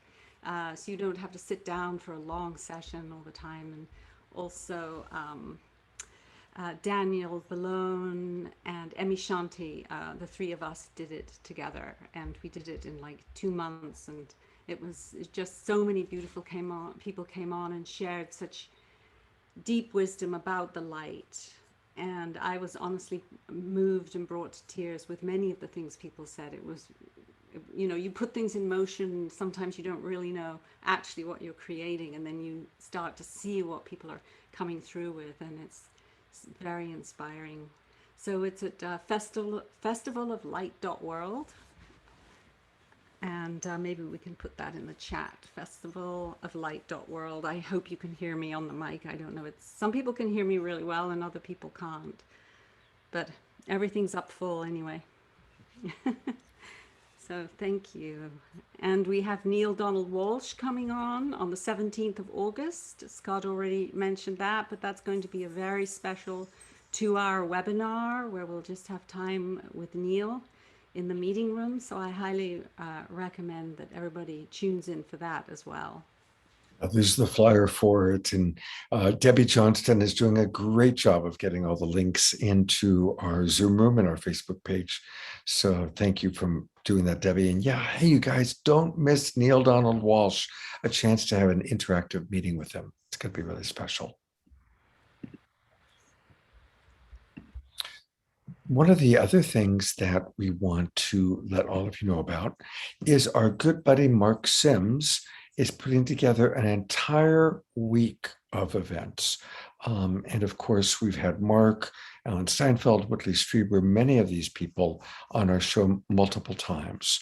And Mark he's an amazing man. One of the things that I love about doing Saturday Night Live is I get to become friends with remarkable people like Diana Maxwell, and all the people that you see, I get to know them. And I've really enjoyed getting to know Mark Sims. He is, if you want to know what the future is going to be like, it's going to be like Mark Sims. He's a very highly evolved human being.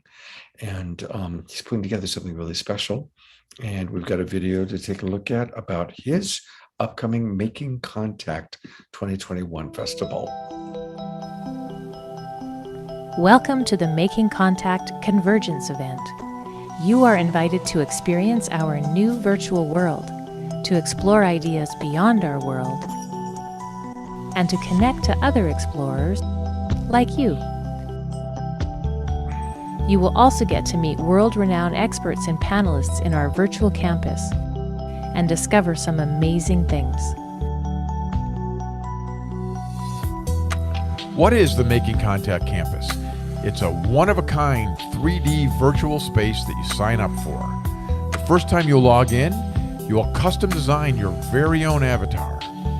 Then, you're free to stroll around and explore the various areas of the campus. There's a wide variety of different venues to choose from. You can watch a film in the theater or attend a seminar in one of the classrooms. You can visit the giant expo hall, see artist expositions, or even join in on a scavenger hunt. Plus, there's a whole lot more. We look forward to seeing you right here on the Making Contact campus.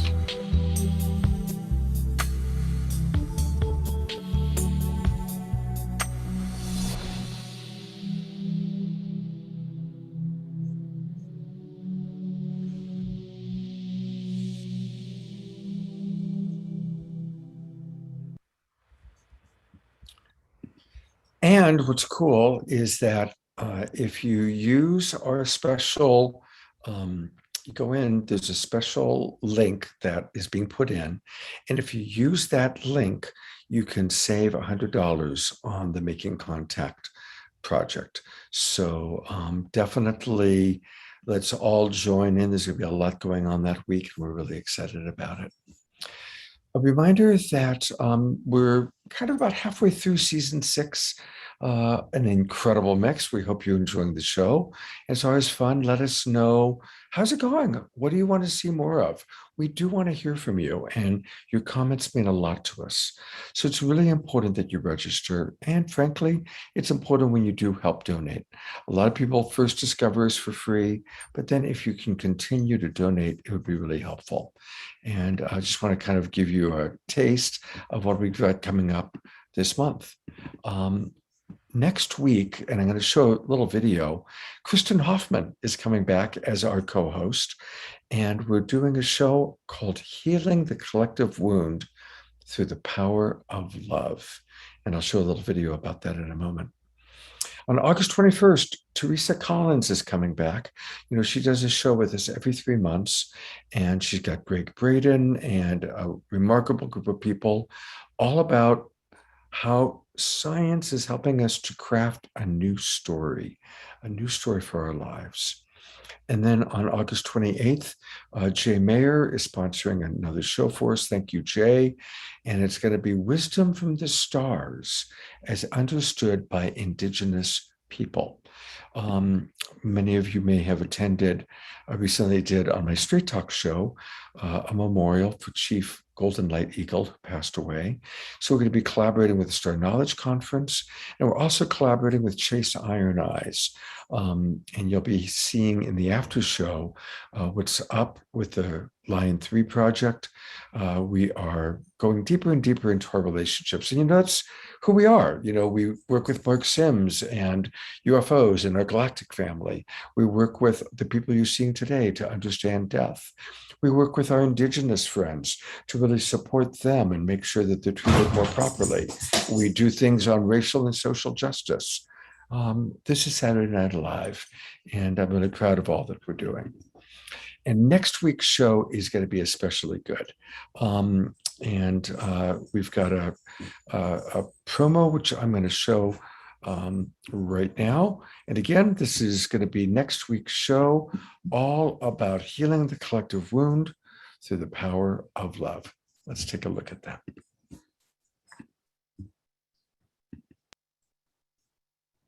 As a world, we have been navigating a field of profound change and challenge. And on both personal and collective levels, the suffering can feel all-consuming. Has it become harder for you to connect with joy or feel hopeful about the future? Are you facing the soul's dark night alone with feelings of fear, isolation, or anxiety? What can help us to change course, embrace healing, and restore the light? The power of love gently dissolves dissonance and restores the vibrations of health and harmony within ourselves, our communities, and the world. Join us on Saturday Night Alive for a revealing journey of deep transformation, an evening of remembering the source of wellness and spiritual coherence through the greatest restorative power in creation, the healing power of love. Carolyn Mace, medical intuitive, guides us to awaken the inner eye of health with loving intent. Guest luminaries, musicians, and storytellers will lift our vibration and reignite our heart flames of inspiration as we retune together to the frequency of love. Join us live on Zoom, August 14th, for healing the collective wound through the power of love. Register at globalpeacetribe.com. It's going to be a really, really beautiful show. So please tell all your friends about us. Let's do everything we can to get as many people coming to see Saturday Night Alive. And again, just have people go to globalpeacetribe.com and register. And that's how we continue to grow. And one more time, I want to remind everybody, let's please donate to Mariella. That's who we are donating to this time. And I'm going to put the barcode up one more time and just invite everybody. This is the barcode. And yes, it did say Lakota Law, but that's not where it's going to. I assure you that this will take you to Mariella. So please do. Just put your camera up there. It's pretty cool. We're trying this out. It's a new way to do some fundraising to make it easy for everybody. Just put your camera up there and you'll see a little gray box that'll say, click here. That opens up your browser and it'll take you right to Mariella's GoFundMe page. So please, please be generous. We all come together. That's what this is all about, is coming together to support each other. Thank you. All right. Well, it's time for some more music. And Louisa Stowe is back with us, hopefully. I'm asking her to start her video. And I know that they worked hard and they kind of checked out and figured out what was going on in the Zoom. So there they are. They're back. All right. Thank you, beautiful people, for going in and kind of figuring out what was happening. And, every show is a miracle. Every time we can get music to actually play is a miracle, right? Yeah, it is. It's an incredible miracle to get all this working, especially on Zoom, Scott. It's just there's always little issues, but we're here and we're very happy to be here. Fantastic. Thank you for coming back. And what do you got for us? We're gonna play Bloom, and this is a song that actually that fan that I told you about, Jeannie. This was her song that before I wrote Jeannie's song. This was the song that she said helped her really move through her cancer and keep her connected to spirit. And I know this song, when I wrote this song, I never thought I would be performing it. When I wrote it, I thought I was just writing it for myself. Because I felt like at the time it was probably too spiritual, to be honest with you, for my fan base. I was doing more pop rock at the time, and I thought, this is probably going a little bit too deep. And I realized that that this is really what needed to be shared with the world. So this is Born to Bloom.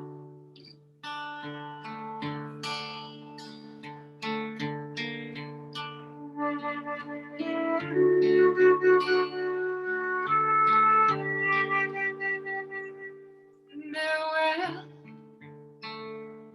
is deep,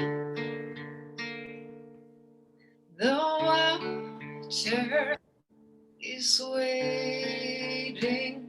Do I trust the fall that's calling me down into song? Dark black cold, silent like snow, cocooning, tuning in to what I'm here to know.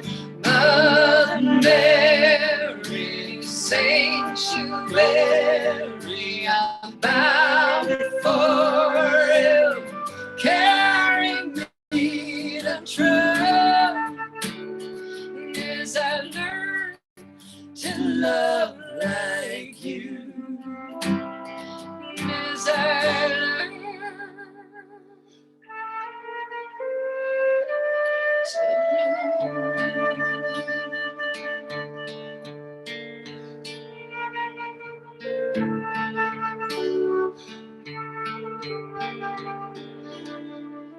attached to your hand, your fingertips. I've even brushed your holy lips, and still I want more. The door is opening a crack. Sweet grace is looking back. No matter, I surrender, I surrender, I surrender everything.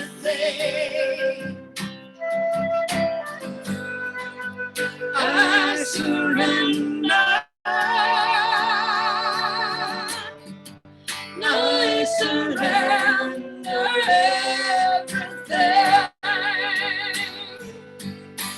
Mother Mary, sanctuary, I bow before you, carry me to trust as I learn to love like you, as I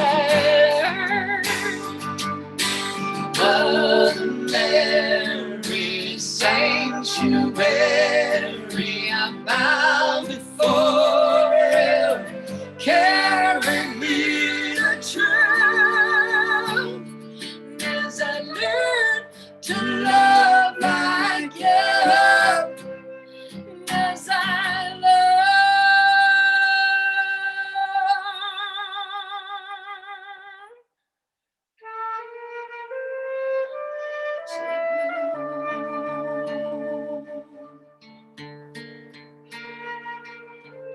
Born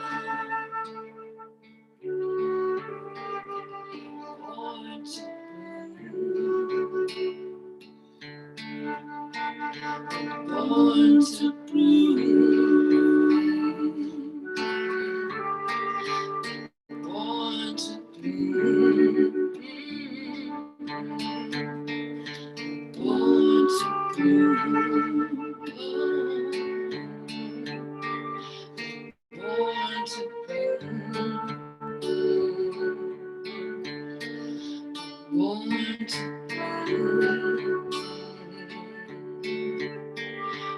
born to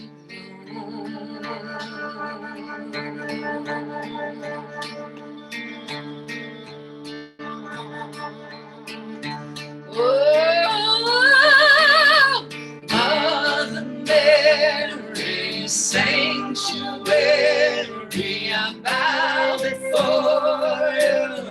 Carry me the trail as I learn to love like you. As I learn, Mother Mary, sanctuary, I bow before you. Carry me the truth as I learn to love like you. As I learn, Mother Mary, sanctuary, I bow before you. Carry me the truth as I learn to love like you. As I learn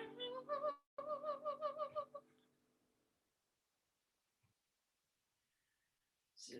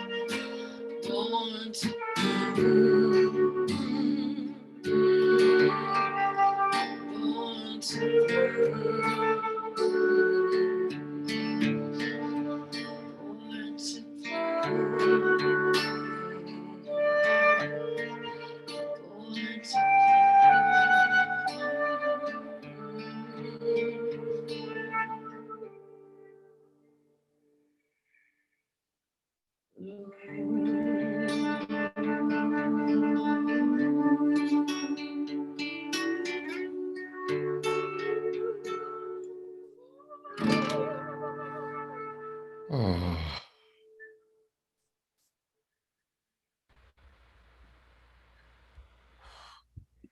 that was exquisite. Yeah, thank you for whatever you did, because that time Sounds the good. the flute, the guitar, the balance was just beautiful.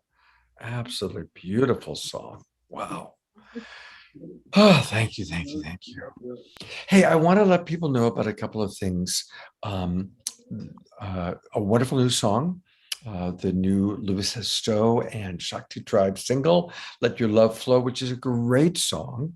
So I want to let people know about that. Again, you can go to louisastowe.com to learn about it. And then we always talk about this when Louisa's on the show. She does something really wonderful. And it's, it's Louisa Stowe and her Shakti Love Warriors, and they're doing something every day. Tell us about your meditations. It's just a beautiful community of beings that come together, and I think right now, Jazzy? I think right now more than ever, like this is the time for us to come together and to meditate and to pray I thought she's okay. on a daily basis. So we have this beautiful community of people. You come on and you join Larissa Shakti Love Warriors. We'll have this wonderful community of beings where you can meditate on a daily basis at 11:11. And And we always start it at about 11 o'clock, but it's different people leading every day. And the reason being is that we want to really share everyone's medicine. It started out with, it was just me for like about 100 days straight. Yeah, like 4 months. For about 4 months straight, I was leading meditations Daily. and speaking daily and giving tools and exercises for people as we're going through COVID, because it's been a lot for all of us. It's been really intense. So what I found is that we really need each other. And we still do, and this beautiful opportunity to come together in meditation and in prayer as a collective makes such a difference on the planet. So I love that at 11:11 in Pacific Standard Time, and it's always 11:11 somewhere, right? That's Right. It's like if you're at the end of the 11, right? If it's 9:11, right? It turns into 11:11 somewhere, right? 10:11, it's always 11:11 when you hit that 11 after the hour. So I think it's a powerful, potent time from the 11 to the 22 for those 11 minutes to just stop, drop, and meditate together to move into that sympathetic resonance of heart-centered awareness. God bless you. Thank you so much, all three of you, for this beautiful, beautiful contribution tonight. I hope you're enjoying the show. And much love, and stick around. We've got some really fun stuff. And thank you much. I know we'll see you all again soon. Much love. Love you, Scott. Thank you. Love you too. That song was, boy, what amazing music tonight with Nina and Louisa Stowe and her Shakti Warriors. Amazing music. All right, we have more. And to tell us who's next, here's Diana. So now we are going to have a very special interview with Scott and Dr. Raymond Moody. And Dr. Raymond Moody, as you know, wrote the book Life After Life. He wrote it in 1975, which was actually the same year that Dannion Brinkley first got struck by lightning and had his NDE. And Dr. Raymond Moody coined the phrase near-death experiences. And then he wrote another book called Glimpses of Eternity, The Light Beyond, and Coming Back. And Dr. Raymond Moody's work, it profoundly illuminates our understanding of death and dying and grief, and offers compelling answers to the questions. Is there an afterlife? Sorry, is there an afterlife? And so now we're going to hear the interview with Scott and Raymond Moody. Yeah, I did this interview with recordings today. And you can go ahead and start, Mr. Moody. Hello, I am Raymond Moody, and what a great opportunity to talk to lots of people about what has been my, I guess my favorite subject professionally is the whole field of death and dying. I didn't come from a religious family, thank goodness, since I'm from the deep South, but I came into this whole notion of an afterlife when I was 18 years old, studying Plato. I was a philosophy major at the University of Virginia, and in reading Plato's Republic, I found out about near-death experiences. 3 years later, met a wonderful man, George Ritchie, who had had such an experience. And just since that time have interviewed thousands of people. When I was 18 years old, I had an experience. This was another dialogue with Plato's, the Phaedo. And I remember in October of 1962. Well, Plato, the name sounds maybe sort of dull and boring, but in fact, this was a very exciting guy who was a professional wrestler who won the gold medal in wrestling a couple of times, who was the founder of the university system. And he sort of set out the whole Western way of thinking about life after death in his dialogue Phaedo, which the church fathers later took over and made into the basically the Christian theology of the afterlife was derived mostly from Plato's Phaedo. And in that dialogue, Plato said at a certain point, he said, philosophy is a rehearsal for dying. And I was 18 years old, and I remember exactly where I was when I read that sentence.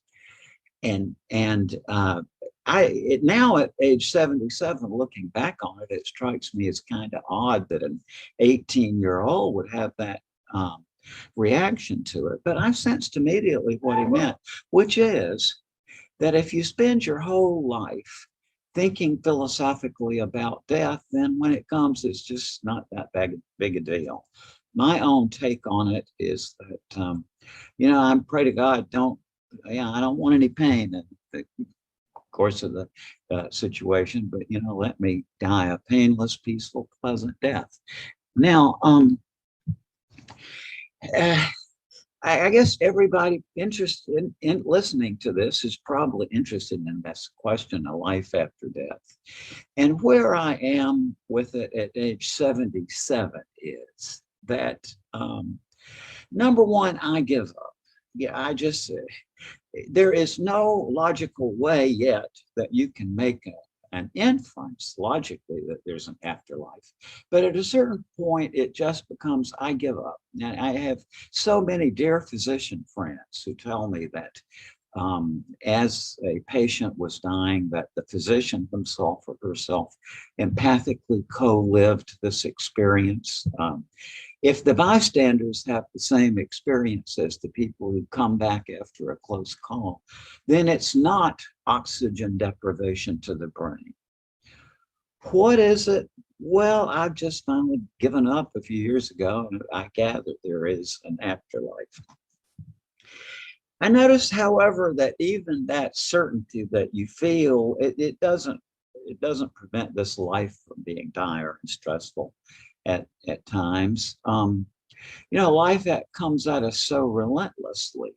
And even though I think many people my age, as I learned when I did a year of geriatric psychiatry, that just in the life process, many people, some come to this sort of insight or realization, or many very eloquent patients tell me this in the 70s, that they come to this realization that as they look back on life, that it's just been a kind of script or a play. And that's kind of what I think, that you go through this story. I like what Elie Wiesel said, God made man because he loves stories. Life is a narrative experience. Your consciousness is directed toward a narrative, and sort of including building your life story as you go along. And but even when you make that realization, then some uncomfortable event happens. So you're swept back up into the immersive experience of life. But from my own life experience, I think that studying death and thinking about it does sort of alleviate the sting. I am very pleased to have been through my career in philosophy and psychiatry, and to have during that time had the wonderful experience of interviewing thousands of people from all over the world who had this experience and came back renewed and with a whole different focus on life. I do want to say, though, that there's a certain tendency to look at these near-death experiences as a kind of nirvana, but I think on a closer reading of what people say, you see otherwise. My dear friend George Ritchie, who was the first living person I heard this from, when I heard him talk in 1965, when I was an undergraduate student at the University of Virginia. And George later, some years later, told me, he said, Raymond, this experience makes your humanity even more of a burden in a way. And what George was getting at, which I've heard from a lot of people over the years in one way or another, if I can put it bluntly, that it's very difficult to get through the average day without wanting to choke at least one person. And that doesn't change when you have a near-death experience. It's still a difficult life. And I am not being religious. I've had a very different pathway toward all of this stuff. When I was a kid, not having a religious background, I never really thought much about God. It wasn't that I was an atheist, because I was more like, if anything, I guess it was kind of an agnostic framework. I just sort of assumed that you can't know whether there's a God or not. In the process, I've hearing all of these wonderful people, as I have over decades now, talking about their particular encounters with God and this being of light on the other side. I've put together, by the way, and I am not a salesman type. I'm not interested in selling books, but in case of the audience, this is a book, God is Bigger Than the Bible, which is on Amazon, that I just published a few weeks back on this, that I think there's a way of having a relationship with God that doesn't have anything to do with religion. I'm not religious, but I talk to God every day, and he's never said a word to me about religion. But anyway, I just sort of wanted to share these thoughts with you folks, and what a nice opportunity to meet everybody through this amazing experience of Zoom. My own last computer had a Thomas Edison's original trademark on the cover of it, but my son at least knows how to use this equipment, so I'm just very happy to be able to talk with everybody through this, to me, incomprehensible medium. Thank you so much, Mr. Moody. I really appreciate you taking the time. And yes, I'll pull up and show people how they can get that book and get your other books as well. Thank you so very much. Thank you. This is just delightful. What a great opportunity. I want to send my thoughts and prayers to everybody who's listening to this. Thank you. God bless you. Thank you.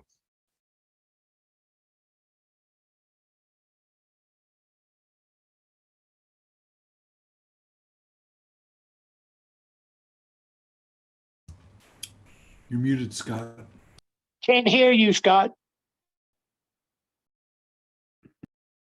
Thanks for pointing that out. I do have to unmute in order to be heard, don't I? I was just saying what a wonderful man he was. I really enjoyed my time with him yesterday. And you can go to his website. It's lifeafterlife.com. lifeafterlife.com. And, it's so important for us to support all of our presenters, all of our speakers. They don't get paid to do this. They are here supporting us and providing the information. But if we could buy their books, that's a great way to support them. And I want to remind everybody that we're going to have an amazing after show. It's going to be a long show tonight, I think. We're going to have questions and answers with Dannion Brinkley and Paul Perry, Sean, maybe some of our other presenters. And we're going to have an update about what's going on with Line 3. We're going to see a light touch video and a video interview with Dr. Ricky Polikov. So there's a lot still going on. Well, we are now going to have something really, really special, which is Kaisha Scie, who you met before. She was on our show on July 3rd that Kristen Hoffman brought in. And she's an amazing dancer. And she's going to give us a live dance. And then she also provided a video that she created. And some of her collaborators are actually with us. But if you don't know her yet, Kaisha Scie is a New York City-based performer, theatrical director, teacher trainer, and an award-winning designer. And I'm going to put the spotlight on her while I'm talking about her, because she's a lot more interesting to look at than I am. There we go. There she is. Look at those gorgeous colors. Wow. Anyway, She co-founded the professional dance company and school called Belly Queen, and also PURE, that's an acronym, Public Urban Ritual Experiment, a global community focused on healing and social change through dance and music. Keiichi has an extensive training in contemporary dance, physical theater, and Silk Road dances, spanning the Middle East all the way to China. She's taught and performed in 47 states and 39 countries. Wow. Her current projects include nature story performances, where she integrates art and science about the ocean, forests, clouds, and animals, even like slugs, to create more environmental awareness. She's doing a lot, and we're very blessed to have her with us. Welcome back, Keiichi. Thank you. It's my pleasure to be here again. I really love this show so much. I appreciate all the hard work that everyone's putting in. So tonight, I wanted to do an improvised tribute. Want to highlight a wonderful dancer that I had the privilege of dancing with for 12 years. Her name is Elisheva. So she's positioned over here in my background. And she transitioned in 2017 from brain cancer. And she visits me in my dreams. And we're usually rehearsing together or getting ready to go on stage. And she always looks so happy to be dancing. And I just wanted to take a brief moment for all of you who are watching right now to picture somebody in your life that has crossed over, and hold very clearly in your mind a memory that you cherish. And I'm going to do my best to channel that into my improvised offering for tonight. Okay, so let's just close our eyes and tune into our breath. Picture your loved one or loved ones who've crossed over. Something that you hold dear. And I'm going to empty myself of my ego and just become a channel.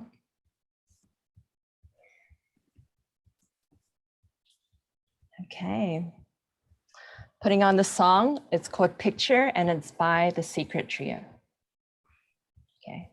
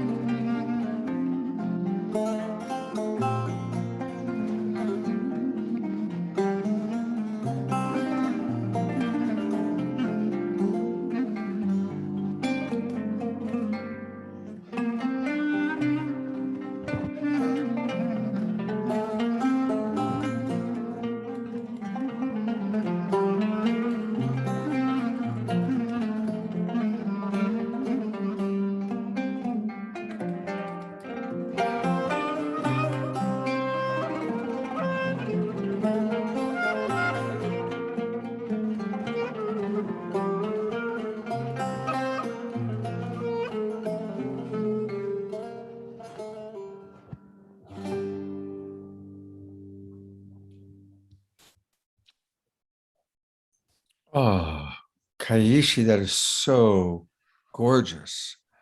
So absolutely gorgeous. Wow. And we're so blessed because we can get a little bit more. Tell us about the video that we're about to see. Yes, this is a video I created a couple of months ago. I did it with my students at the Belly Queen School, and I taught them a choreography and gave them some creative direction through Zoom. And they videoed themselves at home, and then it was edited together into a piece that you'll see. And the topic of this piece is about crossing over and discovering that we're all connected, all related in love. And it's to a beautiful song called All Related by the singer Nessie Gomez. Enjoy.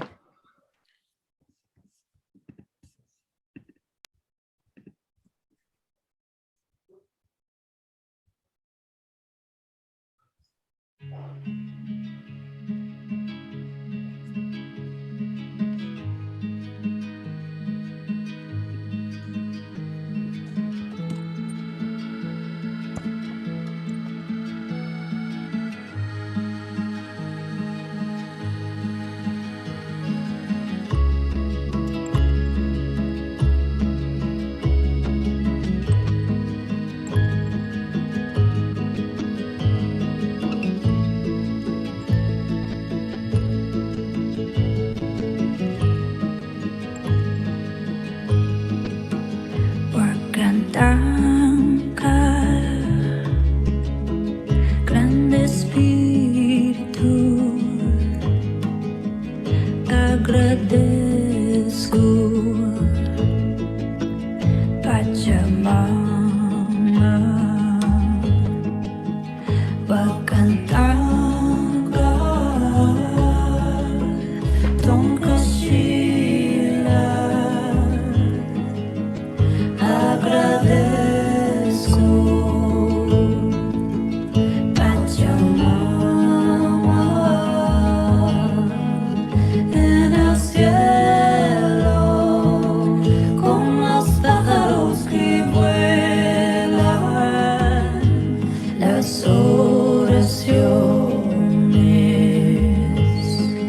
y amor, misterio de la luna, amor, mi vida preciosa, amor, dame fuerza, amor, confía medicina.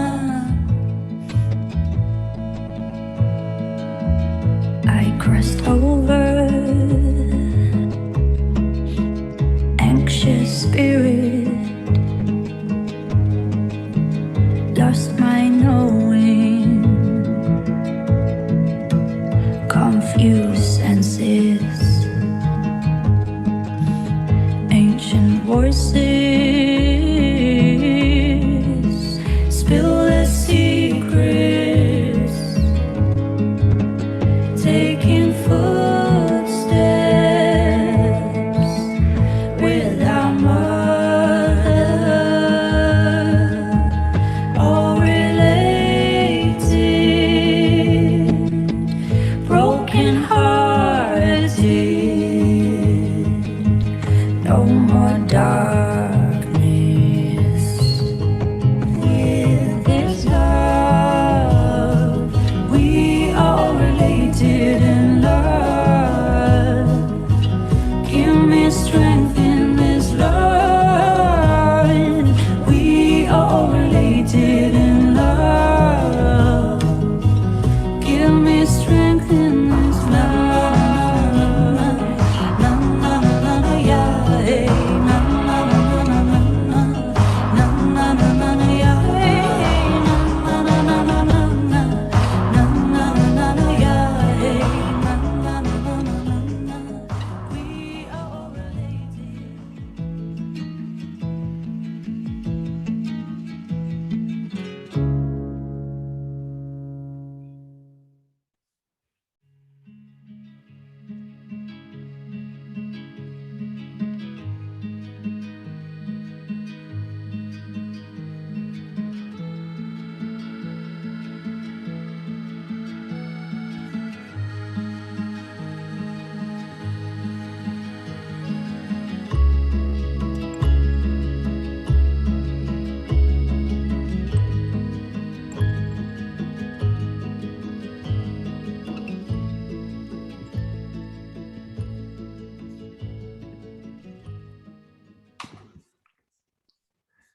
Yay. That was fantastic. I've brought some of your friends on, some of the people that were involved in this. I'm going to continue to add them. And I would love for you to tell us who your friends are and their roles in what we just saw.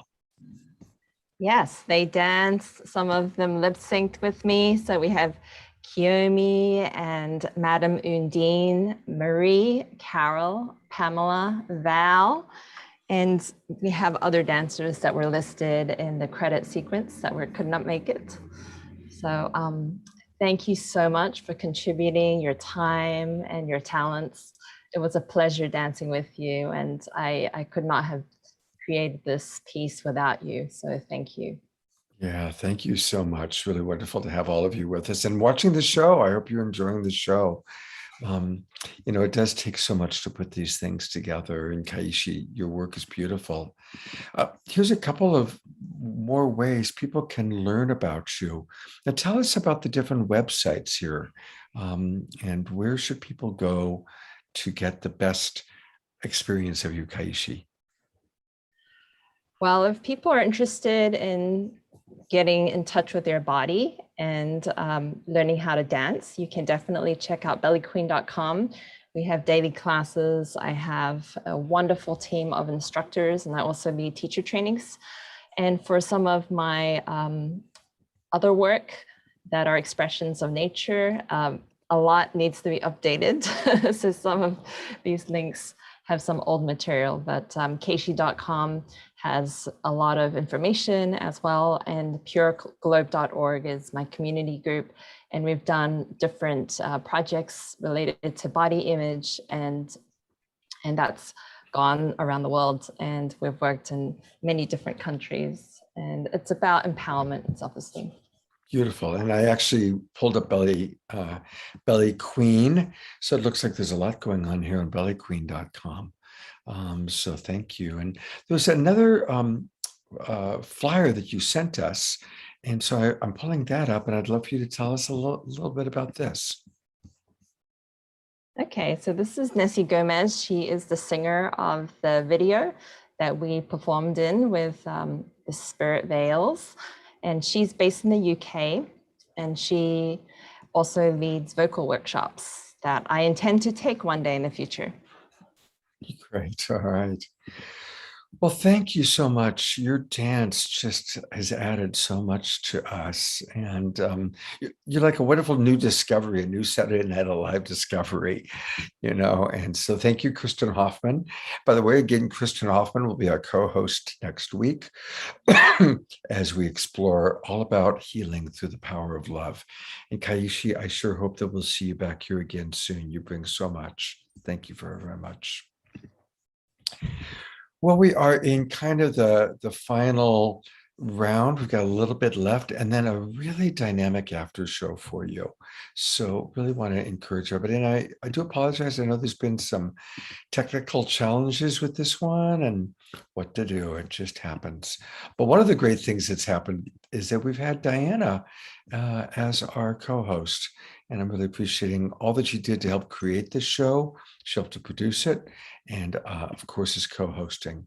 And I'm going to turn it back over to Diana to tell us about our final presenter for what we call the main show. Well, thank you so much, Scott. It's been a pleasure being involved with this, and thank you for inviting me to be a co-host. I really appreciate being here with all these really beautiful people here. And so we now have Paul Perry. Paul Perry, he is a filmmaker and author, and he has written books with, practically everybody that has to do with the NDE world. Dannion Brinkley, Raymond Moody, Dr. Rajiv Bharti, and he's also a knight of Portugal's Order of Saint Michael of the Wing, which is the oldest order of knighthood on the Iberian Peninsula. So he has some very special powers himself, and has really has so much information from so many different sides of this. And it's a really amazing to introduce him and bring him here on the show today. Thank you for being here, Paul. Well, Diana, thank you for the very kind introduction. And Scott, it's great to finally meet you. I have to say that your kindness and warmth is conveyed in your voice. You have a wonderful voice, and it's almost as good as Raymond Moody's, actually. Well, thank you. That's quite a compliment. Thank you, Paul. It's good to have you with us. So for those of you who don't know my work, I'm a writer.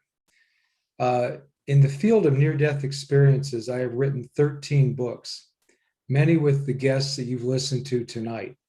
That includes 2 with Dannion Brinkley, including the classic Saved by the Light, 5 with my good friend, Dr. Raymond Moody, including Glimpses of Eternity, 4 with Dr. Melvin Morse, including Closer to the Light, about children and near-death experiences, and 2 with the brilliant Dr. Jeffrey Long, including Evidence of the Afterlife, and 1 with Dr. Rajiv Party, whose near-death experience revealed a whole new way to practice medicine. In addition to being a writer, I'm also a listener. In fact, I think listening is the key to good writing. When I'm on task, most of my questions are aimed at the thoughts and opinions of those I'm writing with. My goal is to garner as much as I can of who they are and what they think about this fantastic subject known as a near-death experience. I don't have much time tonight, so I would like to devote these few minutes to the lessons I've learned and some of the lessons that have been given to me from researchers and experiencers that I've dealt with. Dannion Brinkley, we'll start with him. He's the first person to say to me, Paul, don't you know we are beautiful spiritual beings hidden inside bodies that get uglier every day. He also said to me, the near-death experience is so amazing that people don't believe it happens until they have one themselves. Then they can't stop yakking about it.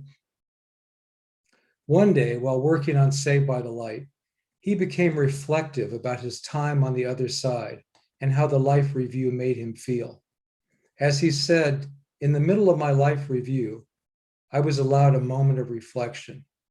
I was told by the spiritual being to see how much love I had given to the world against how much I had taken. I was ashamed. For every act of love and kindness I had taken, I left 20 bad ones. If guilt were fat, I'd now weighed about 500 pounds. This simple comment became the mantra for the writing of Saved by the Light, with the goal now to be a spiritual diet book through which readers would find a way to lose the spiritual fat they had acquired in their lifetimes and put on a spiritual muscle instead. Raymond Moody is another story. As a young man, Raymond wanted to become an astronomer. He learned so much in those elementary and high school days about the universe that rocket scientist Wernher von Braun called him a genius at a speaking engagement. Then, nearly 10 years later, von Braun recognized Raymond again in a college crowd and singled him out as a future leader. As many of us know, Raymond didn't become an astronomer, nor an astrologer for that matter. He went on to achieve a doctorate in philosophy, acquire a medical degree, and name and define a new field of medical study, the near-death experience, all before the age of 30. Still, to this day, the heavens occupy and puzzle his mind. The NDE is a gateway experience to that place, he said to me when I asked him if he believes in an afterlife. But does it mean there is an afterlife? I just don't know. I know there's a God. I know he loves us, but there is no way to tell what his intentions are. The NDE is a good start, but it only gets us to the city limits of heaven. Beyond that, we don't come back to tell the story. Still, I love God, and I think that NDEs present us with a wonderful way to live our lives. Does that mean he doesn't believe in an afterlife? After decades of doubt, Raymond, as of late, has come to believe in an afterlife. As he said to me recently, I still think the NDE takes us to the city limits, But yes, I can't deny it. I can't deny its existence anymore. We go somewhere when we die. I don't know in what form, but our consciousness does live on. Then there's Dr. Jeff Long. He believes that too.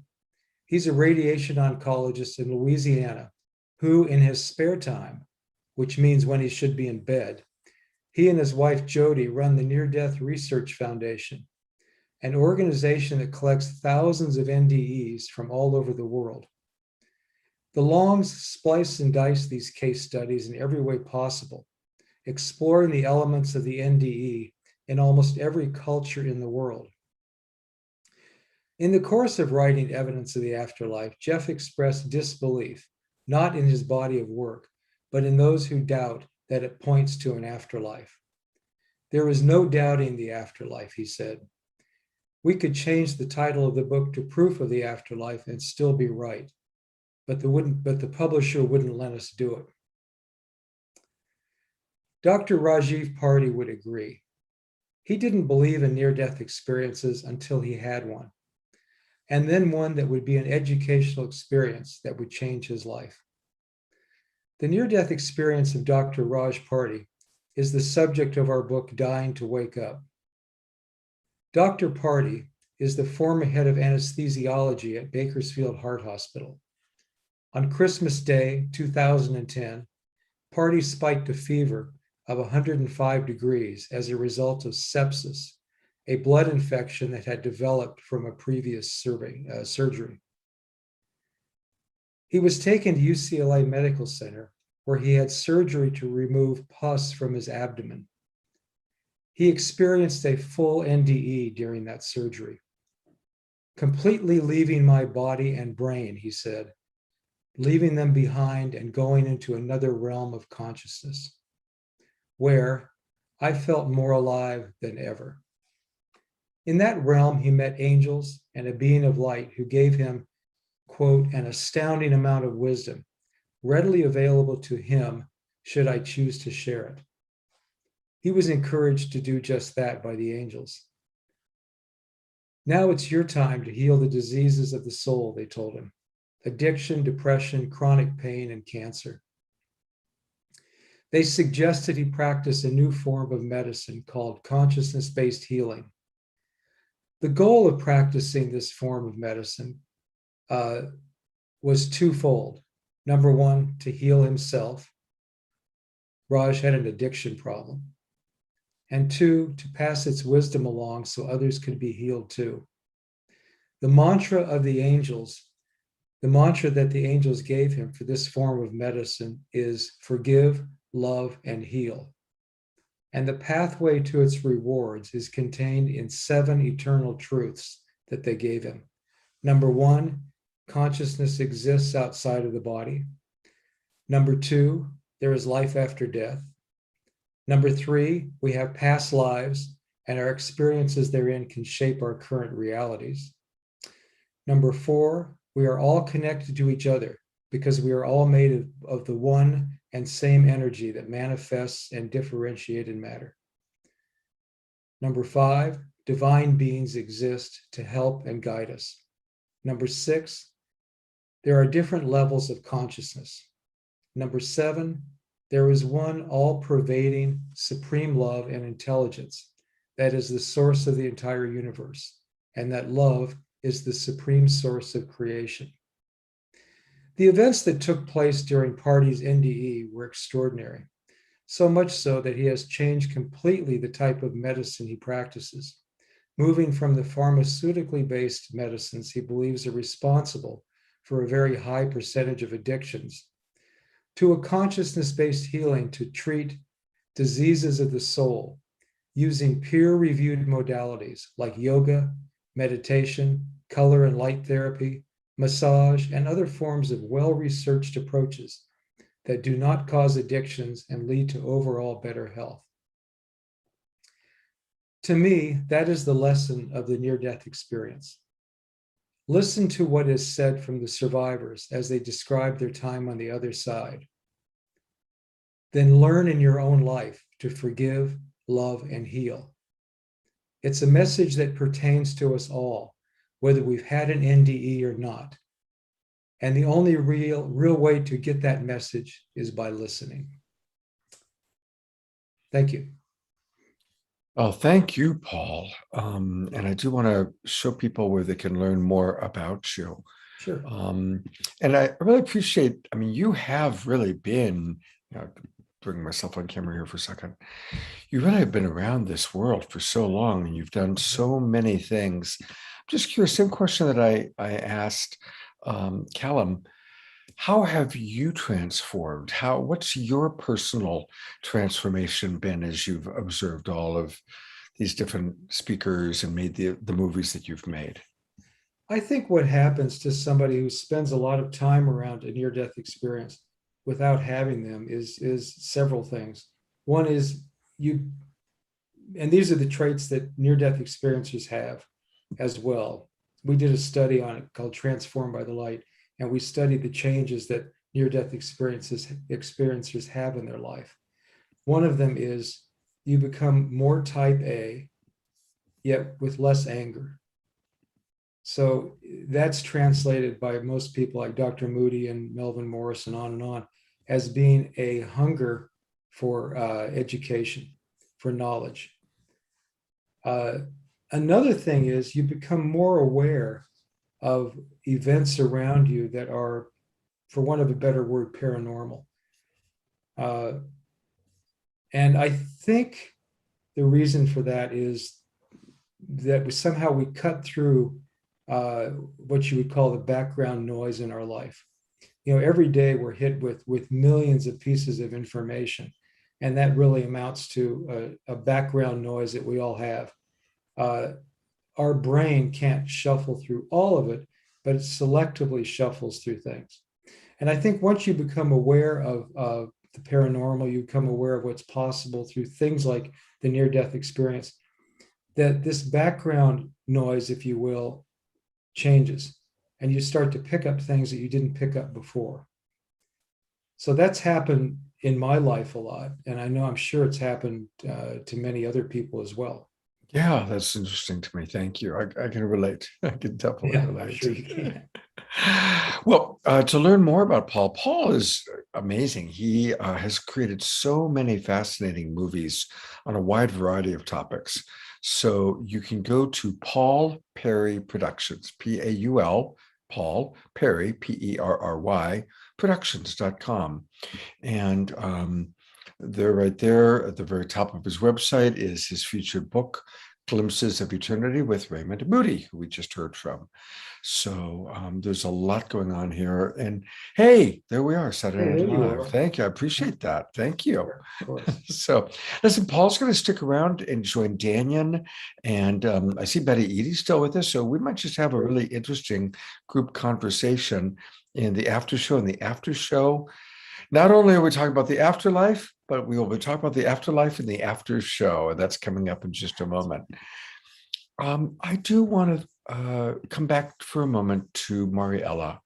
And I want to thank the people that have donated to Mariella. And there she is. I'm going to bring her on camera here. Hey, Mariella. Guess what? This is the time when I get to say thank you to some of the people who've donated to you. And while I'm doing that, I am going to pull up her Q code again so that people can continue to donate. And there's a lot of names that I have to read here. So that's pretty cool. How's the show been for you, Mariella? Oh, and you're muted. You need to unmute.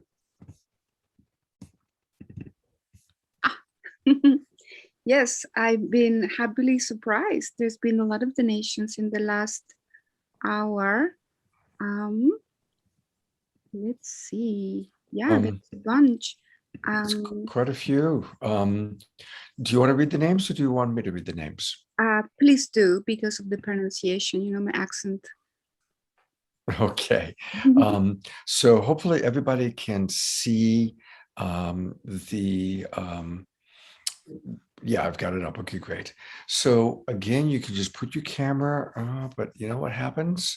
It's not if I'm reading. Oh gosh, it's not going to let me do it. What we've discovered in the course of today is this is the first time I'm using a brand new computer. And there's something about this computer that's not letting me do what I normally can do on my main computer back home. I have a large one at home. So what I will be able to be, but I won't be able to have a screen share. There's something about when I'm on screen share, I can't pull something else up on my computer. If that makes sense to people, then we discovered that, and that's why we've been having some of the trouble. Okay, here are our friends who have donated, and we thank you all so much.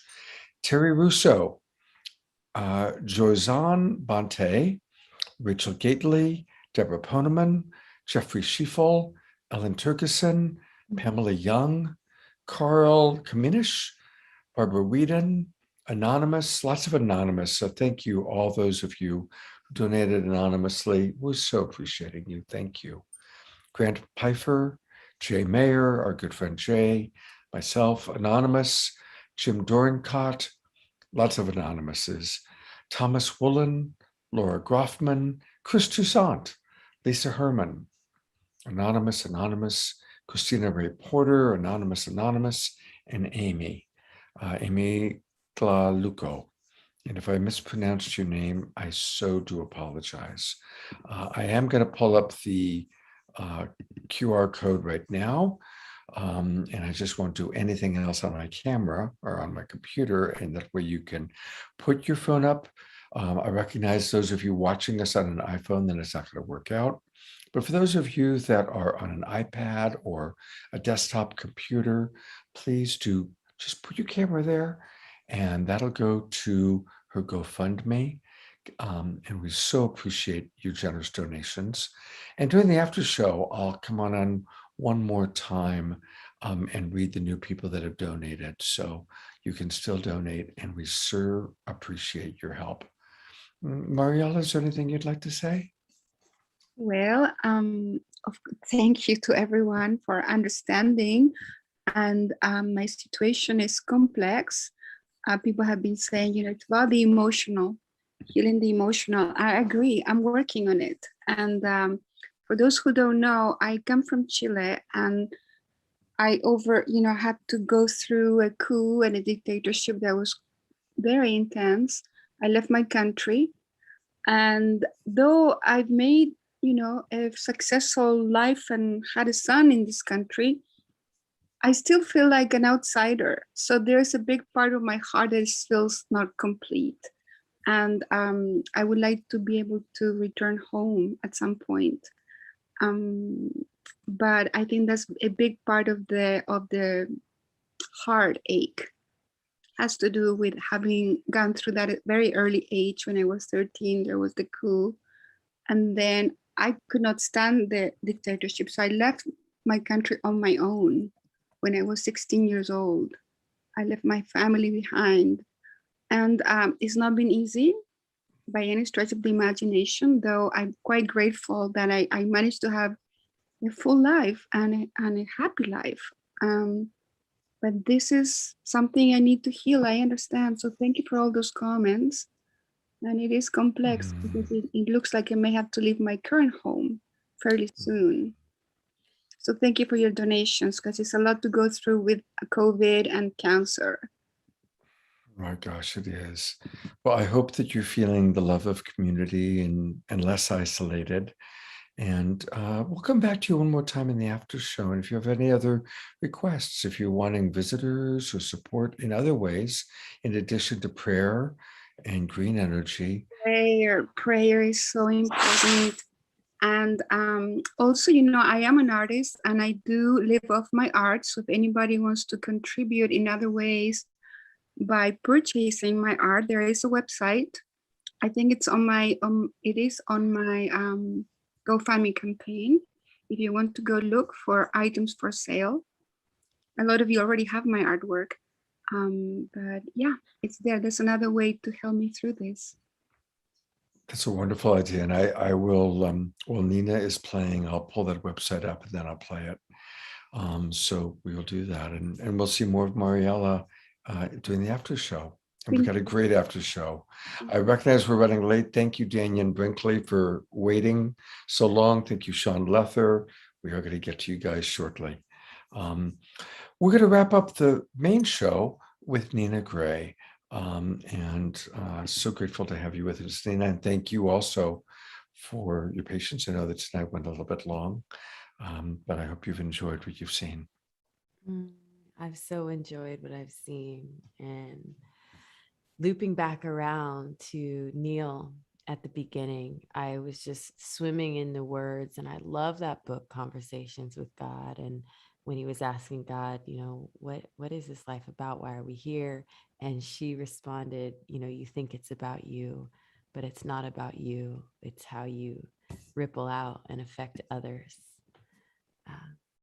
That really feels like it. And so I also want to bring forth Mariella again. I'm going to leave the GoFund link in the chat as well. If you're watching, you have the opportunity to ripple out and have your energy affect another human being, because this isn't about us. It's never been about us. But when we have the opportunity to show up for someone, and we can, let's do it. Let's do it. Yeah. So this last song is Navigating Through Grief, which I believe to be a beautiful byproduct of deep love. And when we love something deeply, many people on this call and on this in this gathering tonight have this deep spiritual connection and understand that, in many ways, death is not real, but we may have people in our community, our friend circle, our family that get stuck in spaces of grief and can't navigate these feelings or feel really overcome by them. And a good friend of mine, Emily, just wrote a book called Loving and Living Your Way Through Grief. I'm leaving that in the chat as well. For anyone, if you're watching or if you have a friend that has just really been struggling with grief, Emily was standing by two of her husband's side as they crossed over, and she has become intimately familiar with this period of grief and the strength and the love that can be found through the process. So she asked me to write a song when her book was released. And this was the song that came through. Enjoy.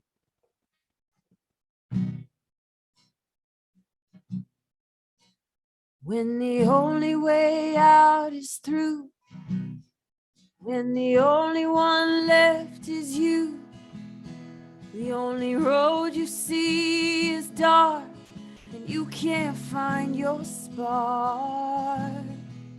When the tears won't stop from falling, and your heart's so broken, darling. When nothing feels like it's enough, can you trust that love will find you? That love will find you. That love will find your heart again. So feel what you need to and lean on your people until love finds your heart again. When brighter days haven't come round yet, and in the tidal waves you feel like you're drowning, when the weight just won't leave your chest and your mind can't find any rest, oh, when you feel like you'll never be the same, like you'll never make it out of the pain, there's a lighthouse calling your name. It's calling your name, singing love will find you. Love will find you. Love will find your heart again. So give what you need to and lean on your your people till love finds your heart again. 'Cause love will find your heart again. Oh, neat. Love from my heart to yours. Anyone who may be going through grieving and those who are embracing the process of transition. Nina, you are just such an angel. Thank you so much. And again, remember, let's all support her. Please go to ninagray.com, NINAGRAE. Again, she spells it GRAE, ninagray.com. And join her. You know, you go down and just become a patron, a Patreon. Please do that. And let's just support this wonderful angel, this wonderful woman, this wonderful human being who blesses us with her song. Thank you so much. You know, it's interesting, tonight's show, we had Louisa Stowe and Nina Gray, and they really are the two voices for Saturday Night Live.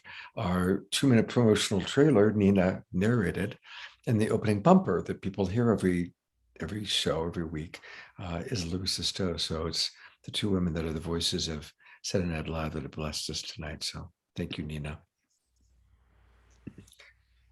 All right. Well, we are completing the main show, and we're going to have a really beautiful after show. We're going to hear from Dannion Brinkley and Sean Leather and Paul Perry. We're going to take your questions. So if you've got questions, and I know a couple of you had stories you wanted to share, send them to me again in the chat box or raise your hand. It's helpful if you tell me what the question is. You could also put in the questions and answers. We also are going to hear from our friend Mark Sims. Mark Sims is going to drop by, tell us a little bit about what he's got coming up.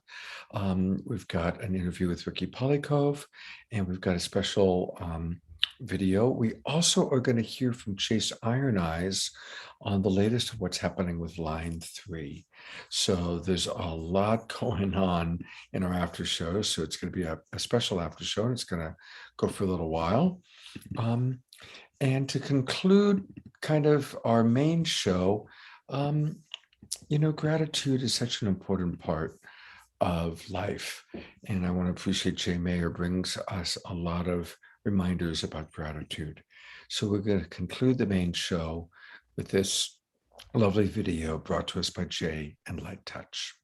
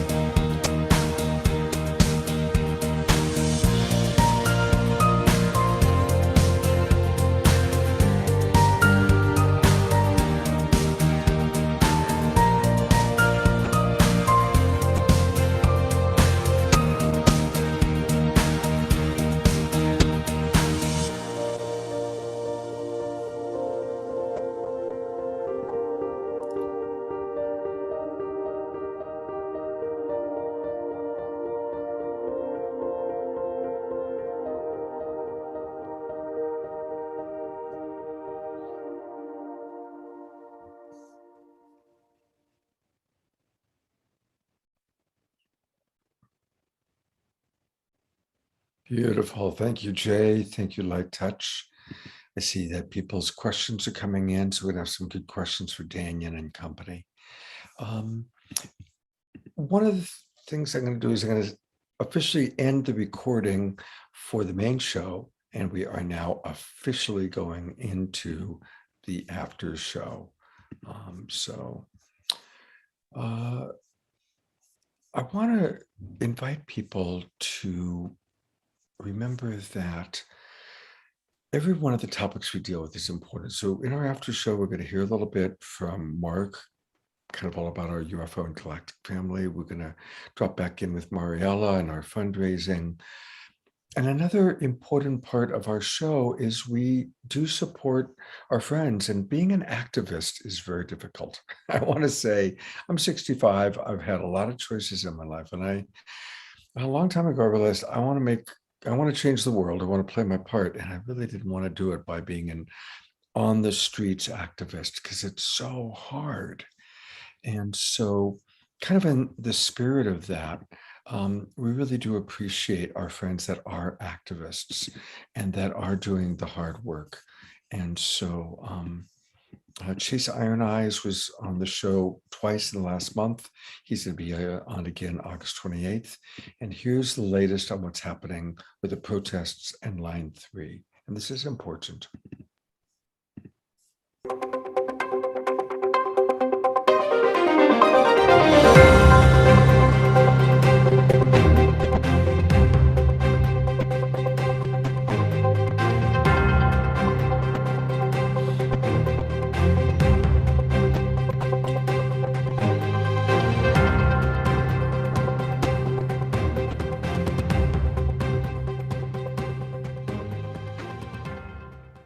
It was later in the day. There was actions going on all morning, but there was a few people still out in the woods and stuff, so I just hopped in a truck with my camera, and someone who was driving in another car got pulled over, and I just asked the officer why this person was being arrested. Why is he getting arrested? They pulled me over. Get back in your car now. Helping with the evacuation. Okay, you can go to jail. And said, "You're going to jail," and grabbed my camera. He ended up maneuvering behind me with his arm and lifting me off the ground in a chokehold and getting my camera onto the ground, and that's why I'm wearing this neck brace. I was thrown in the squad car and put in for 2 nights, and they took my camera and they wanted all my footage. I'm shooting mainly for Indian Country Communications out of Hayward, Wisconsin. But through that, I also, work with other organizations, like including Camp McGeezy and Honor the Earth and Red Lake. This Northern Lights Task Force, which is an alliance of counties, they are really conspiring with Enbridge against the public and against water protectors and our freedom of speech and the press. That's what happened at Standing Rock. There was a time when you could tell some outside private security intelligence officers, the same companies that were at work there as mercenaries were on, they're here. They guarantee you they're here. So the only way we were able to get any of that information is through when they charged me with the felony out there. We were able to get through the discovery process, find out just how deep the rabbit hole goes. In a lot of cases, this stuff just goes undocumented. This could be a good thing, not just for me, but like a lot of other people, if it's shared in the right way, like what they're actually doing.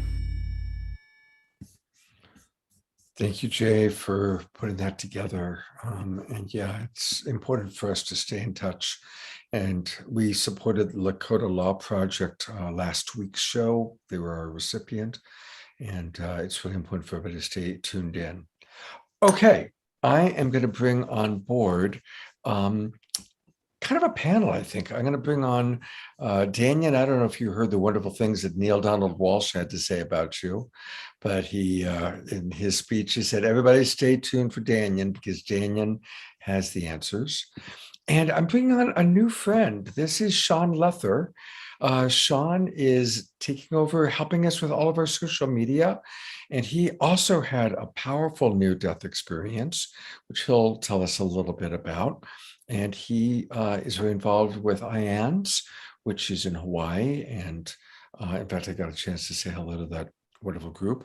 So thank you. And I'm going to bring Paul Perry back on. I'm realizing more and more, in the beginning, there was Paul Perry. So we've got quite a really cool little panel here.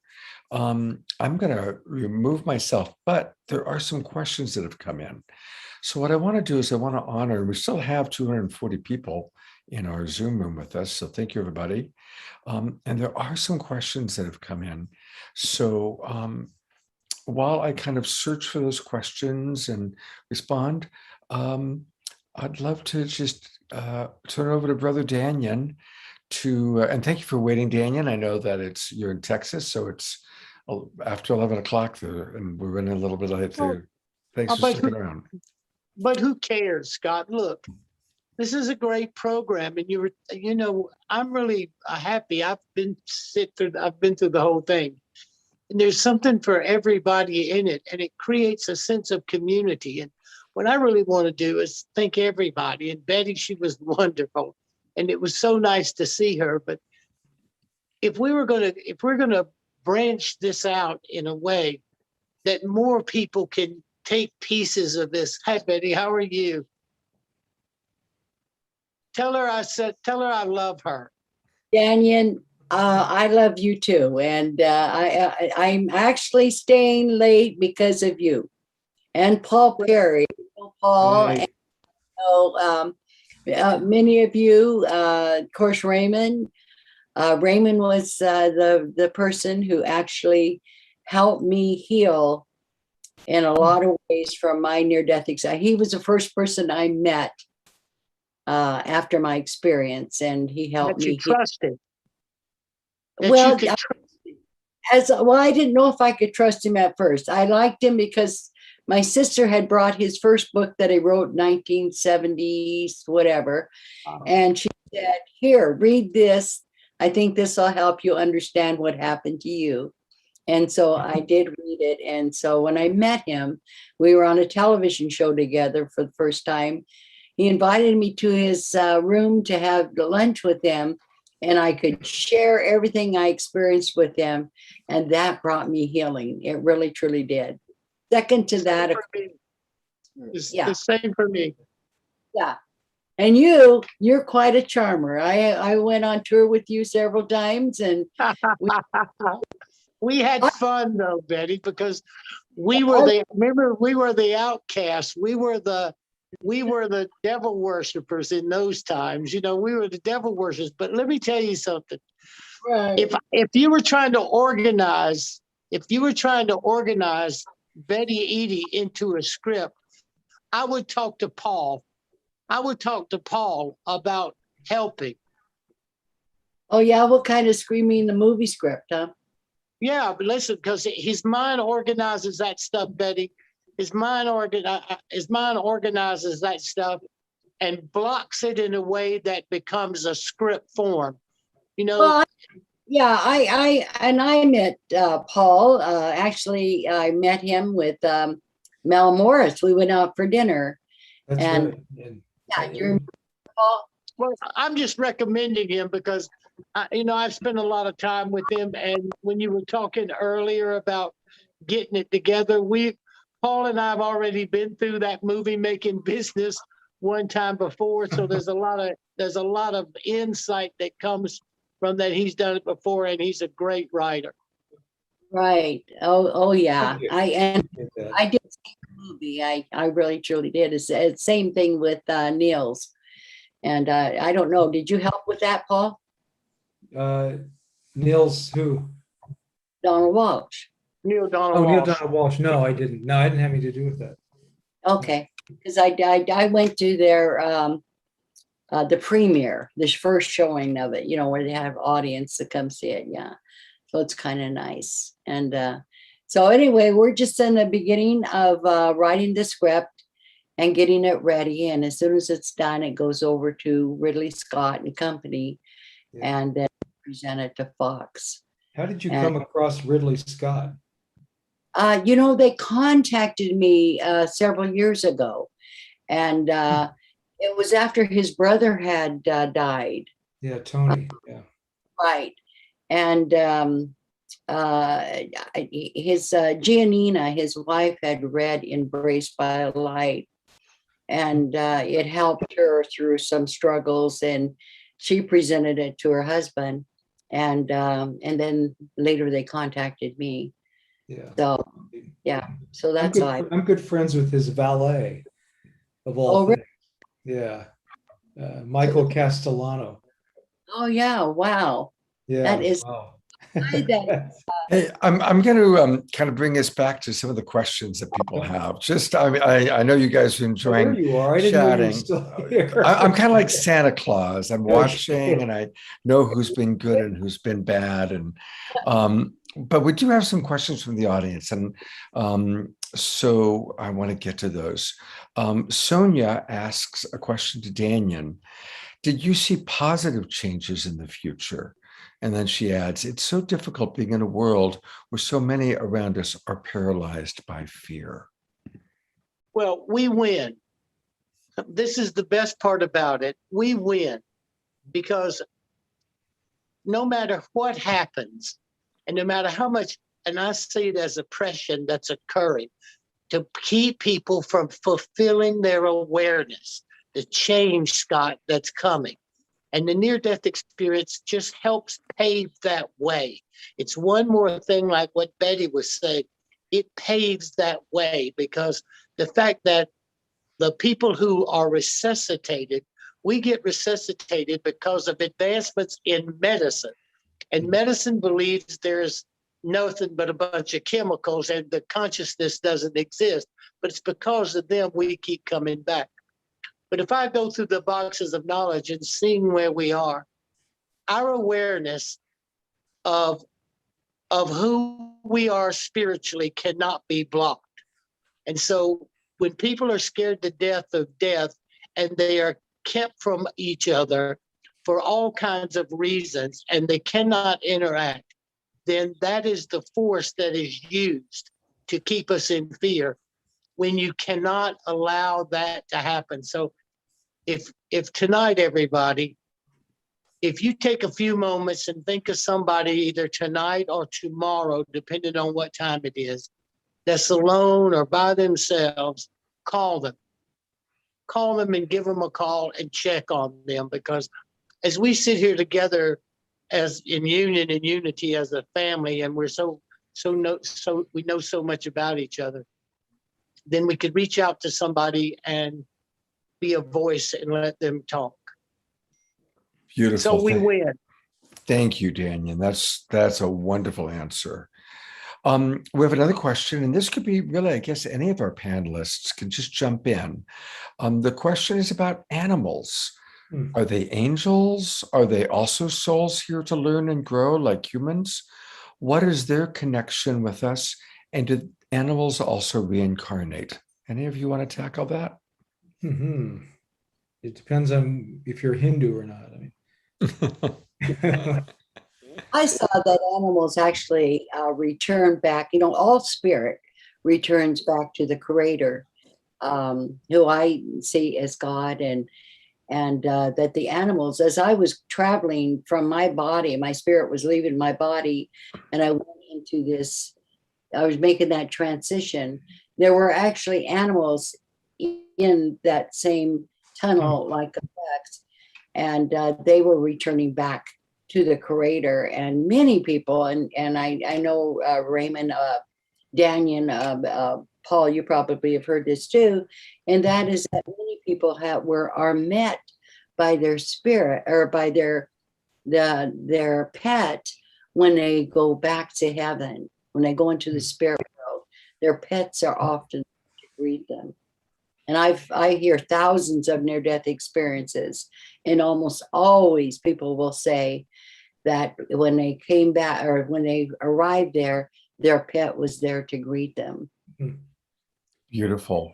Well, I agree with what Betty's saying, because I believe that the animal, especially the domesticated animal, that energy, because it represents a reflection of your love, stays in your field. I don't think that pet ever leaves you. And when Betty was describing going down the tunnel and people seeing their pets as they move across the barrier tunnel, I believe that energy, because the fondness of the love that that animal is given and the security stays with you and empowers you until your time for transition. So Danny, when you say that energy stays with you, are you talking about a soul? Or Energy. The consciousness of that animal, the consciousness of that animal and the relationship that you had with that animal stays with you. That love stays in bonds with you because of the relationship you had with that animal. Beautiful, beautiful. Mark Sims is going to join us in a few minutes, and I think I'll ask him that question too, because apparently he got some fascinating information about that. Dr. Laura, I have brought you on, so if you turn on your camera, you can ask the question directly. Otherwise, I will go ahead and ask it for you. Trudy has a question for Dannion. Does Dannion have any information about when the knowledge about the existence of med beds will be released? Well, all that's in making it now. I have created these programs over and over again through the years, and as it goes from analog to digital, I see very important about the 8-step program that's the final vision in Saved by the Light. And I've been doing this since 1977, but what I think is going to happen from my concept of the system will go to Edgar Cayce. I'm going to go to the Edgar Cayce Institute and install the system, the program that I was supposed to come back and build, but only at a certain time. And it's always been never by my timing, but by a specific timing, not by my choosing, but I am going to do it now. So this whole thing that Paul and I wrote about in that Peace in the Light was the lasers, the integration of people becoming aware that we are integrative light, that we are electrons and protons, that the physical body is an energetic pattern. And the boxes of knowledge said that there would come where it would be a healing mechanism that would transmit energy into the body.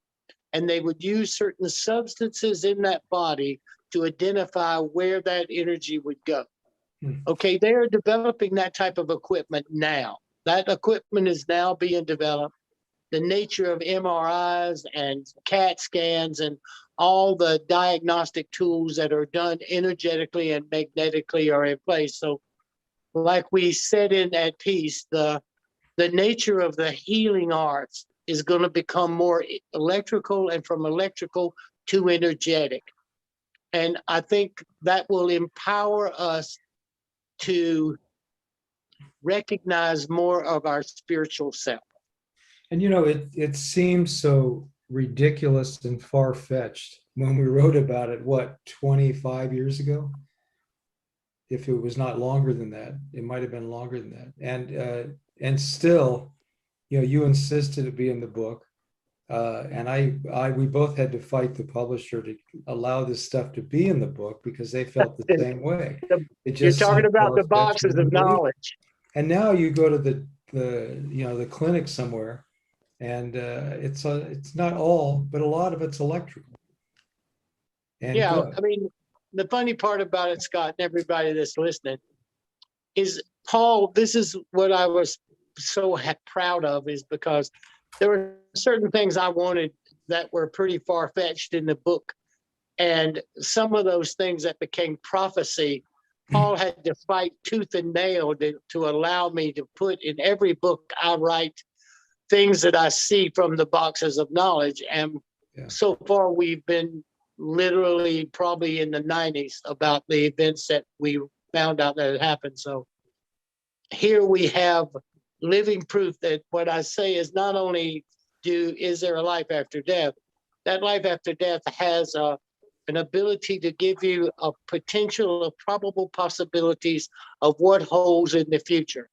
So the whole concept of us designing it and being co-creators within the framework of it makes all the sense in the world based on Saved by the Light and a Peace in the Light and what we talked about 25 years ago about something that happened 45 years ago.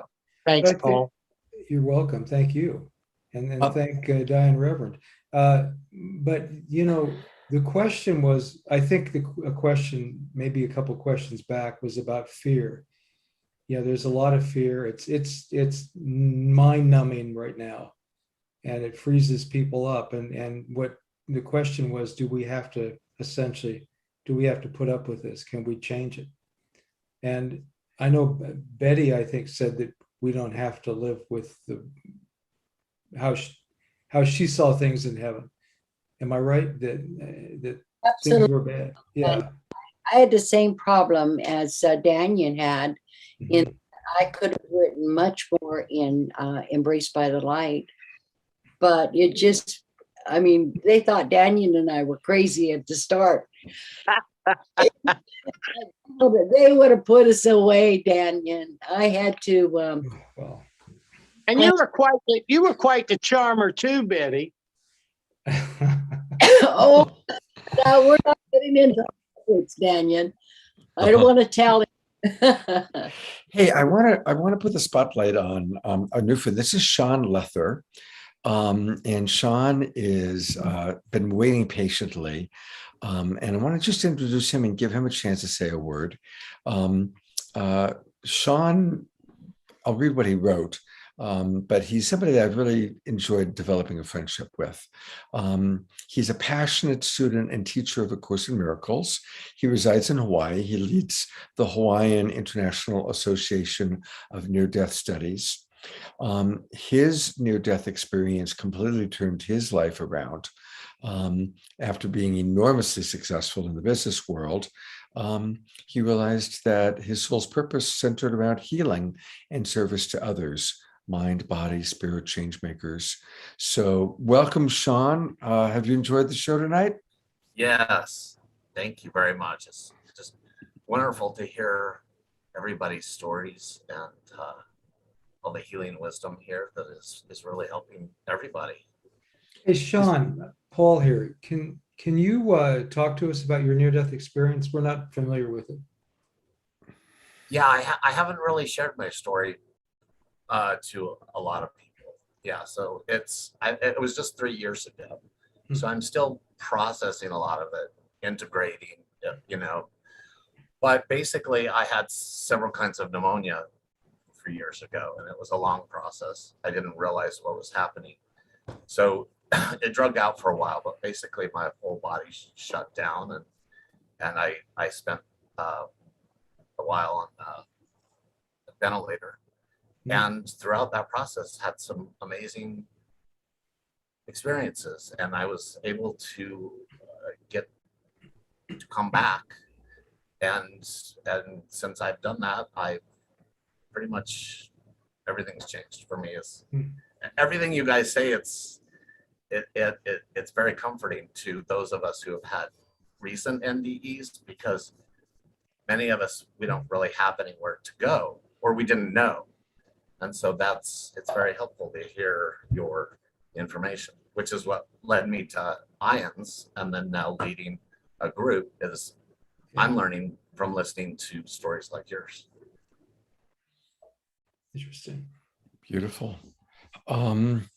Well, Sean's going to be part of our panel, but I also am really happy to say that Mark Sims is with us. And Mark, of course, is one of our favorite people. Look at that bright, amazing, angelic being that he is. It's just beautiful. Welcome, Mark. Thank you, Scott. It's great to be here. I've been listening in on the program, actually, as one of the attendees. And I just got promoted to panelist, and I've been listening to all your presenters, Perry, or Paul Perry. I listened to his presentation. I was not aware of all of his books and his amazing information, and it just resonated with me so fully.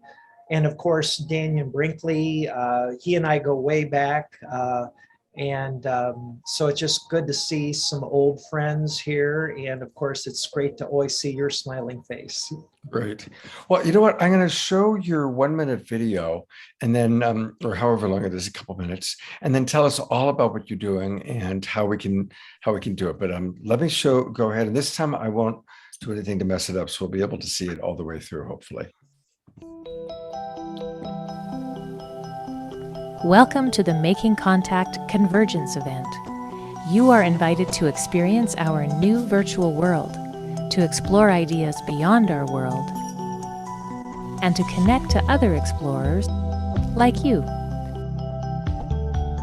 You will also get to meet world-renowned experts and panelists in our virtual campus and discover some amazing things. What is the Making Contact Campus? It's a one-of-a-kind 3D virtual space that you sign up for. The first time you log in, you will custom design your very own avatar. Then, you're free to stroll around and explore the various areas of the campus. There's a wide variety of different venues to choose from. You can watch a film in the theater or attend a seminar in one of the classrooms. You can visit the giant expo hall, see artist expositions, or even join in on a scavenger hunt. Plus, there's a whole lot more. We look forward to seeing you right here on the Making Contact campus.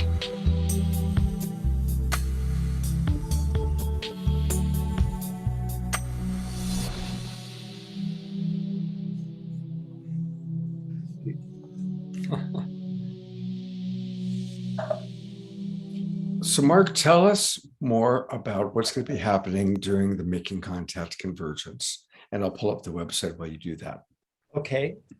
Well, the Making Contact Convergence is our inaugural event for the Making Contact Campus, which is a community built in cyberspace. It's a 3D virtual community and space where people who want to discuss the issue of extraterrestrial intelligence, the reality that they are in fact here, and wishing to learn more about what they're doing here. And ultimately, we hope to establish a training center, an academy, where people can discuss developing a citizens-based movement, citizens diplomacy initiative specifically. And this is an attempt to reach out to our star family and initiate in a dialogue for making contact. And how would we do that? Both individually and in small groups, but also globally, and do that in a way that is respectful, that's thoughtful, that's transparent. This issue of disclosure is a very complex thing because the government has kept this story under wraps, and they've lied about the fact that we have been visited, and the government really isn't in any position of authority, or can they be trusted for making contact on behalf of our human family. So we want to engage in a dialogue in a safe location, which is our Making Contact campus, where we can make contact together, have this discussion, and then together make contact with extraterrestrial intelligence. So Danny Sheehan and I are launching our inaugural event, the Making Contact Convergence, which is the next iteration of the harmonic convergence that we did last year. And this is going to all take place on a virtual platform.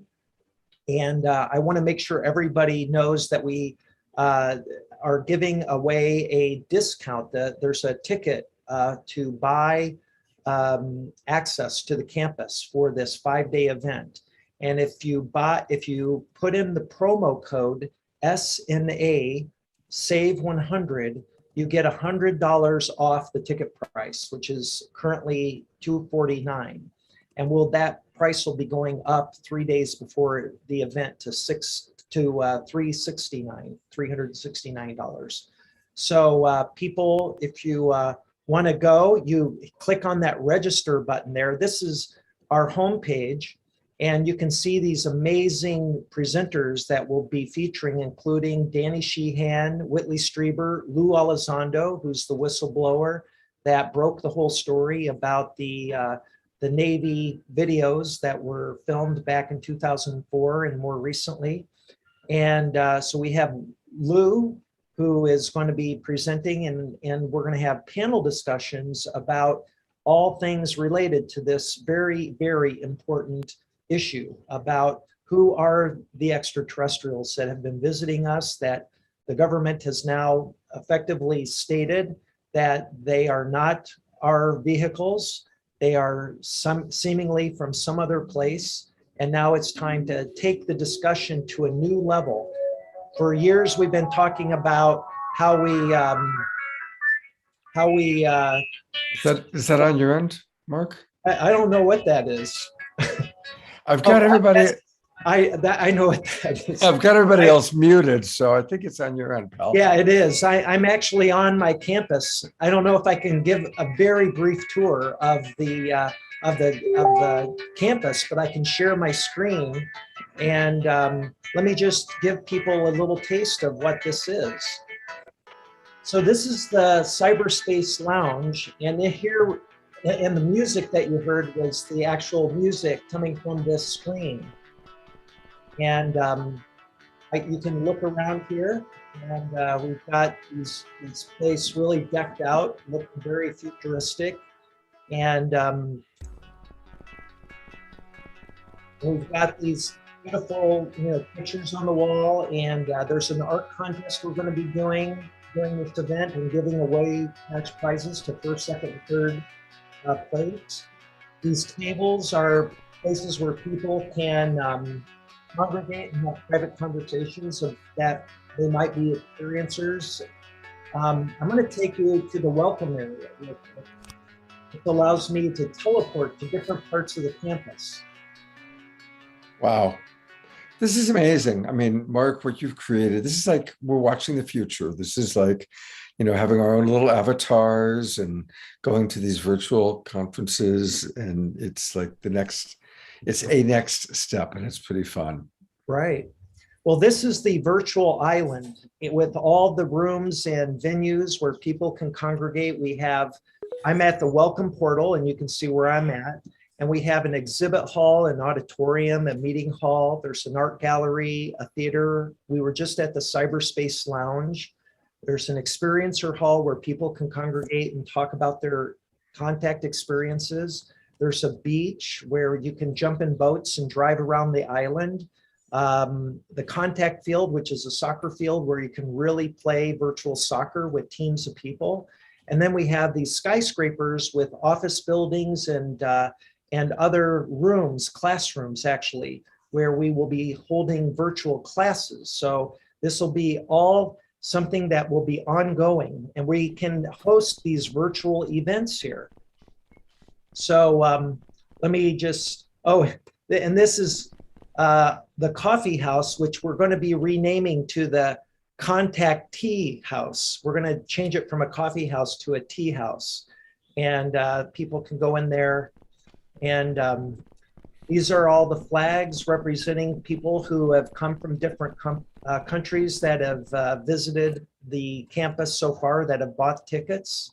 And then this is the auditorium where we will be doing our event. This seats 2,000 people.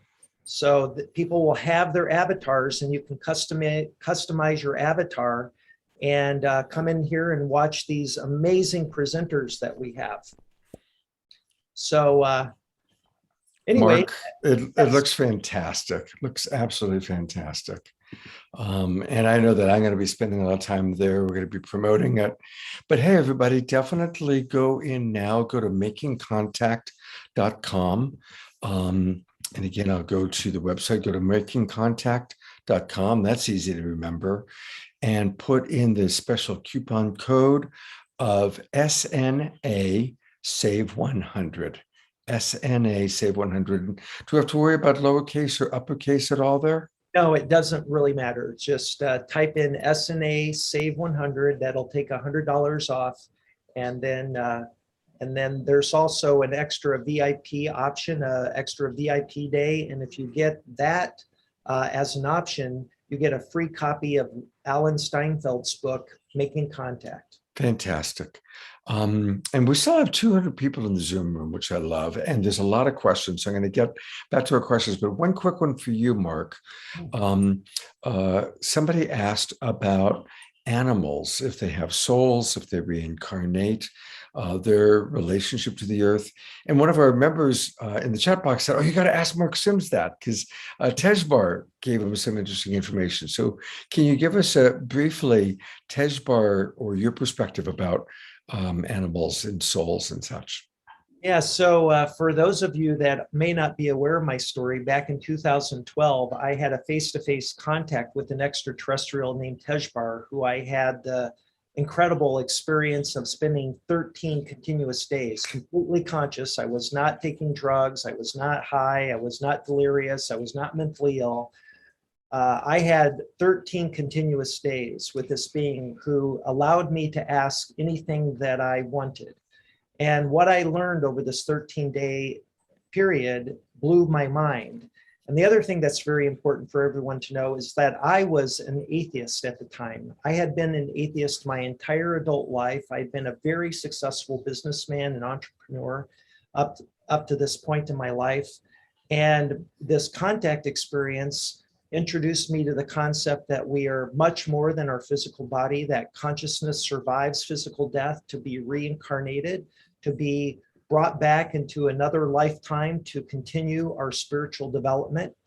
But what I learned from Tejbar is that we don't just start this process with a first human lifetime, that it begins much, much further back in terms of this conscious evolutionary journey that we go through as individual conscious beings, that it all begins in the animal kingdom, that there is a spark of consciousness given by the supreme creator, the supreme consciousness. And that spark is given to something very tiny, like a fruit fly. Tejbar gave the example as a fruit fly was the animal that I began my journey on.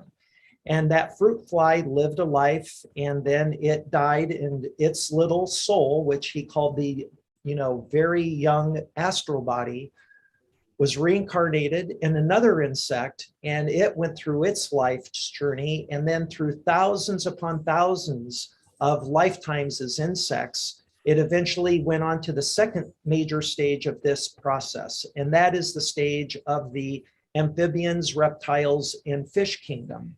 And so thousands upon thousands of lifetimes through those animals. And then the third stage is the stage of the birds and waterfowl. And it's at this stage that the young developing astral body is maturing and developing the natural instincts that we associate with love. For instance, loyalty and teamwork, because birds through this process are really the first examples thus far that mate and build a nest together and work as a team to raise chicks to adulthood. And then stage 4 is the stage of the mammals and marsupials. And then the first human incarnation happens after we've been through these 4 stages of the animal kingdom. And there's this quote that I'll never forget him saying, that to enter the human kingdom of consciousness, one must travel through the animal kingdom of consciousness. So that's the story I was told by Tejbar. Beautiful. Thank you for that. One last thing, and then I'll let you go. People are asking if when they buy the general admission, does that get them into all of your classes, or are the classes additional? The classes, we have lectures during this 5-day event. I'm not doing any classes for this event, but I will be doing classes later. So this Making Contact campus will become a place where we establish the New Paradigm Institute. This is something that Danny Sheehan and I founded together back in 2015. And we're doing it on this virtual platform. So we're going to start teaching classes. We're going to have other people. We're hoping to have people like Whitley Strieber, Richard Dolan, to have classes that they can do freely, or if they want to charge, they can do that on this platform, and we can provide the permissions so that people who've paid for the class can get in, while other people who haven't taken the class yet can still roam around the campus, but they can't get into the classroom. The door is locked, so to speak. But it's an opportunity to promote these amazing people, these luminaries, and the classes that they'll be teaching. And we hope that this will continue. And people like Dannion Brinkley and Paul Perry, we would love to have you eventually teaching in one of our classrooms on this island. And I wish I could do a real quick demo of the classroom because it's amazing. Everybody gets their own desk and their own computer, and a student who takes one of the classes has a virtual computer that they can interact with. Wow. And the teacher, the lecturer in the front of the classroom can control and take over all the screens, or turn the computers over to the students for taking a test or doing a homework assignment. Wow. Well, we definitely are going to learn more about it. And we're going to, do that. But I do want to get back to, because we've got so many questions that have come in. But the last thought for you is, people are saying, we're excited about your avatar, Mark, but will your avatar's eyes be as beautiful as yours? So that's one of the comments. Come and see. Okay. God bless you. Thank you so much. Thank you. I'm pulling up Dannion. And I'm going to pull up Betty, because our next question is for both of you. And here it is. It's a question from Dr. Laura. Please ask Betty and Dannion what is going to happen with climate change and Mother Earth and all of the species. Will the benevolent ETs, kind of an interesting transition from Mark, so Mark, you can jump in too. Will the benevolent ETs help us with technology to restore our ecosystems, or are we going to drive off the cliff? What are the best actions we can take besides getting off fossil fuels and completely in our own lives? So, did anything come to either of you about that? Well, I mean, Paul and I wrote in Saved by the Light. I wanted Betty to go first. Ladies always first. Okay, and I'll bring Mark back on this, since the ET question too. So it's all four of you can kind of give a response to this. But in Saved by the Light, Paul and I called it environmental religion. We wrote about climate change 25 years ago, about something I saw 45 years ago, and I called it an environmental religion because I could never quite figure out, based on that climate and world affairs and the control of climate and all the things associated with CO2 would come into existence, how in the world could the world's religion support this event that I was witnessing without it becoming paganism? And now the World Council of Churches, the Pope, they're all positioned in climate change. They're all talking about climate change. And so when I was talking to Paul, we came up with the name, the environmental religion, which is now climate change. The awareness of us spoiling the planet and petrochemical reality is now a reality. And this pattern of us, by not looking at how recyclables operate and using single-use components and problems, is a problem and will be a problem. But we are becoming conscious of this. This whole environmental religion has a control side to it also. Because when you look at climate change and you go and search weather patterns, you find 168 weather modification patterns. And if there's that many weather modification patterns that's in existence, and just last week, it was so hot in Dubai that they sent a series of drones to charge the atmosphere so it would rain in Dubai, and they were open and honest about it. Then when you look at these two factors, everybody, paying attention to the fact that there is a control mechanism within this environmental religion, and for the world to start to care about the environment, that means you're shifting to paganism again. And I could never figure out, in talking with Paul those long years ago, how to make that fit where religion became pagan. So we win, everybody. They cannot suppress us. They cannot suppress us and control us, because we are spiritual beings. And this is always to be mindful and paying attention to the choices about taking care of yourself. And I don't think there's going to be there's already an environmental religion, let's face it. It just doesn't have a pope yet. But I don't think everybody's going to go pagan. It's going to be like everything else in this country, Dannion. all mixed up. You know, you're going to have people who are pagan and they're following environment as a religion, and you'll have people who are following Christianity and environment as part of that religion. I think it'll all be mixed up. I don't think it's going to be, you know, Baptist or Catholic. It's going to be. It's already Baptist. The World Council of Churches. Wow. The World Council of Churches. You know, I give you dominion over all that you see, and the World Council of Churches are supporting the environmental impact. Okay, all this stuff has come true when we were talking about how we were going to describe it. And now all the religions and all the major organizations, the Baptist Conference, the Methodists, all of these, the World Council of Churches, all of these religions are coming together to create this, I could say it's a control mechanism, but to create an awareness of it. And I always keep going back to this, Scott, and Paul, because look, if this stuff happened 45 years ago, and it has structured the way Paul structured it, and it has come true, and it's happened, and all the things that we could verify, they have happened, then the final vision, the final part of the awareness to put the centers in place, the final part is people realizing how important they are in what they're doing here to the other levels or densities of consciousness that's depending on us to stay focused, to stay as spiritually focused in this environment as we can, and to practice being God's.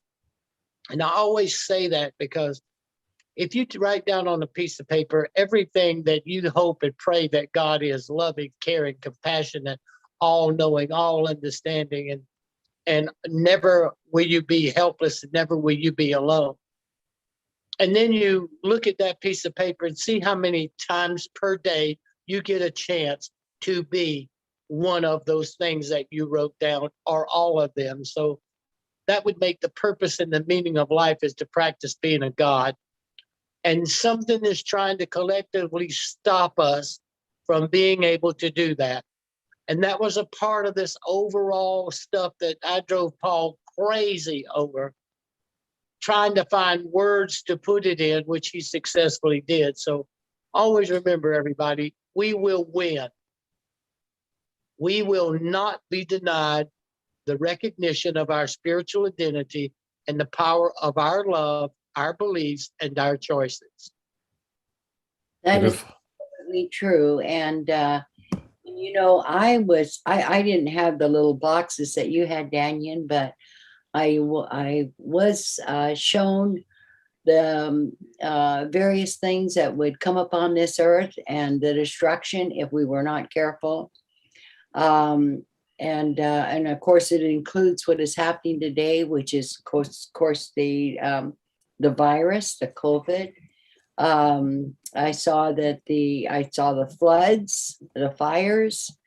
I was shown the world and all of the carbon and the gases and everything that surrounds it, and how that is pulling the sun through it and whatnot, creating a disease in our world, misuse of all kinds of things. And then to something Mark had brought up, I'd like to share, and you can see this in Embraced by Light. I couldn't go into detail. I had to keep the book small for publishing purposes. First time author, you can't come out with a 200 and some page book. That costs a lot of money, right? It does. Yeah. Kept it down to under 150 pages. It was 147. But one of the things that I saw there too was I spoke earlier about the DNA of God. We have DNA of God in us. And we, I think even in the Bible readers, when you look to the kingdom of God, it's in with us. And I think that's what they're referring to. But I was taken from the spirit world into the outer part of the universe, and I visited many worlds.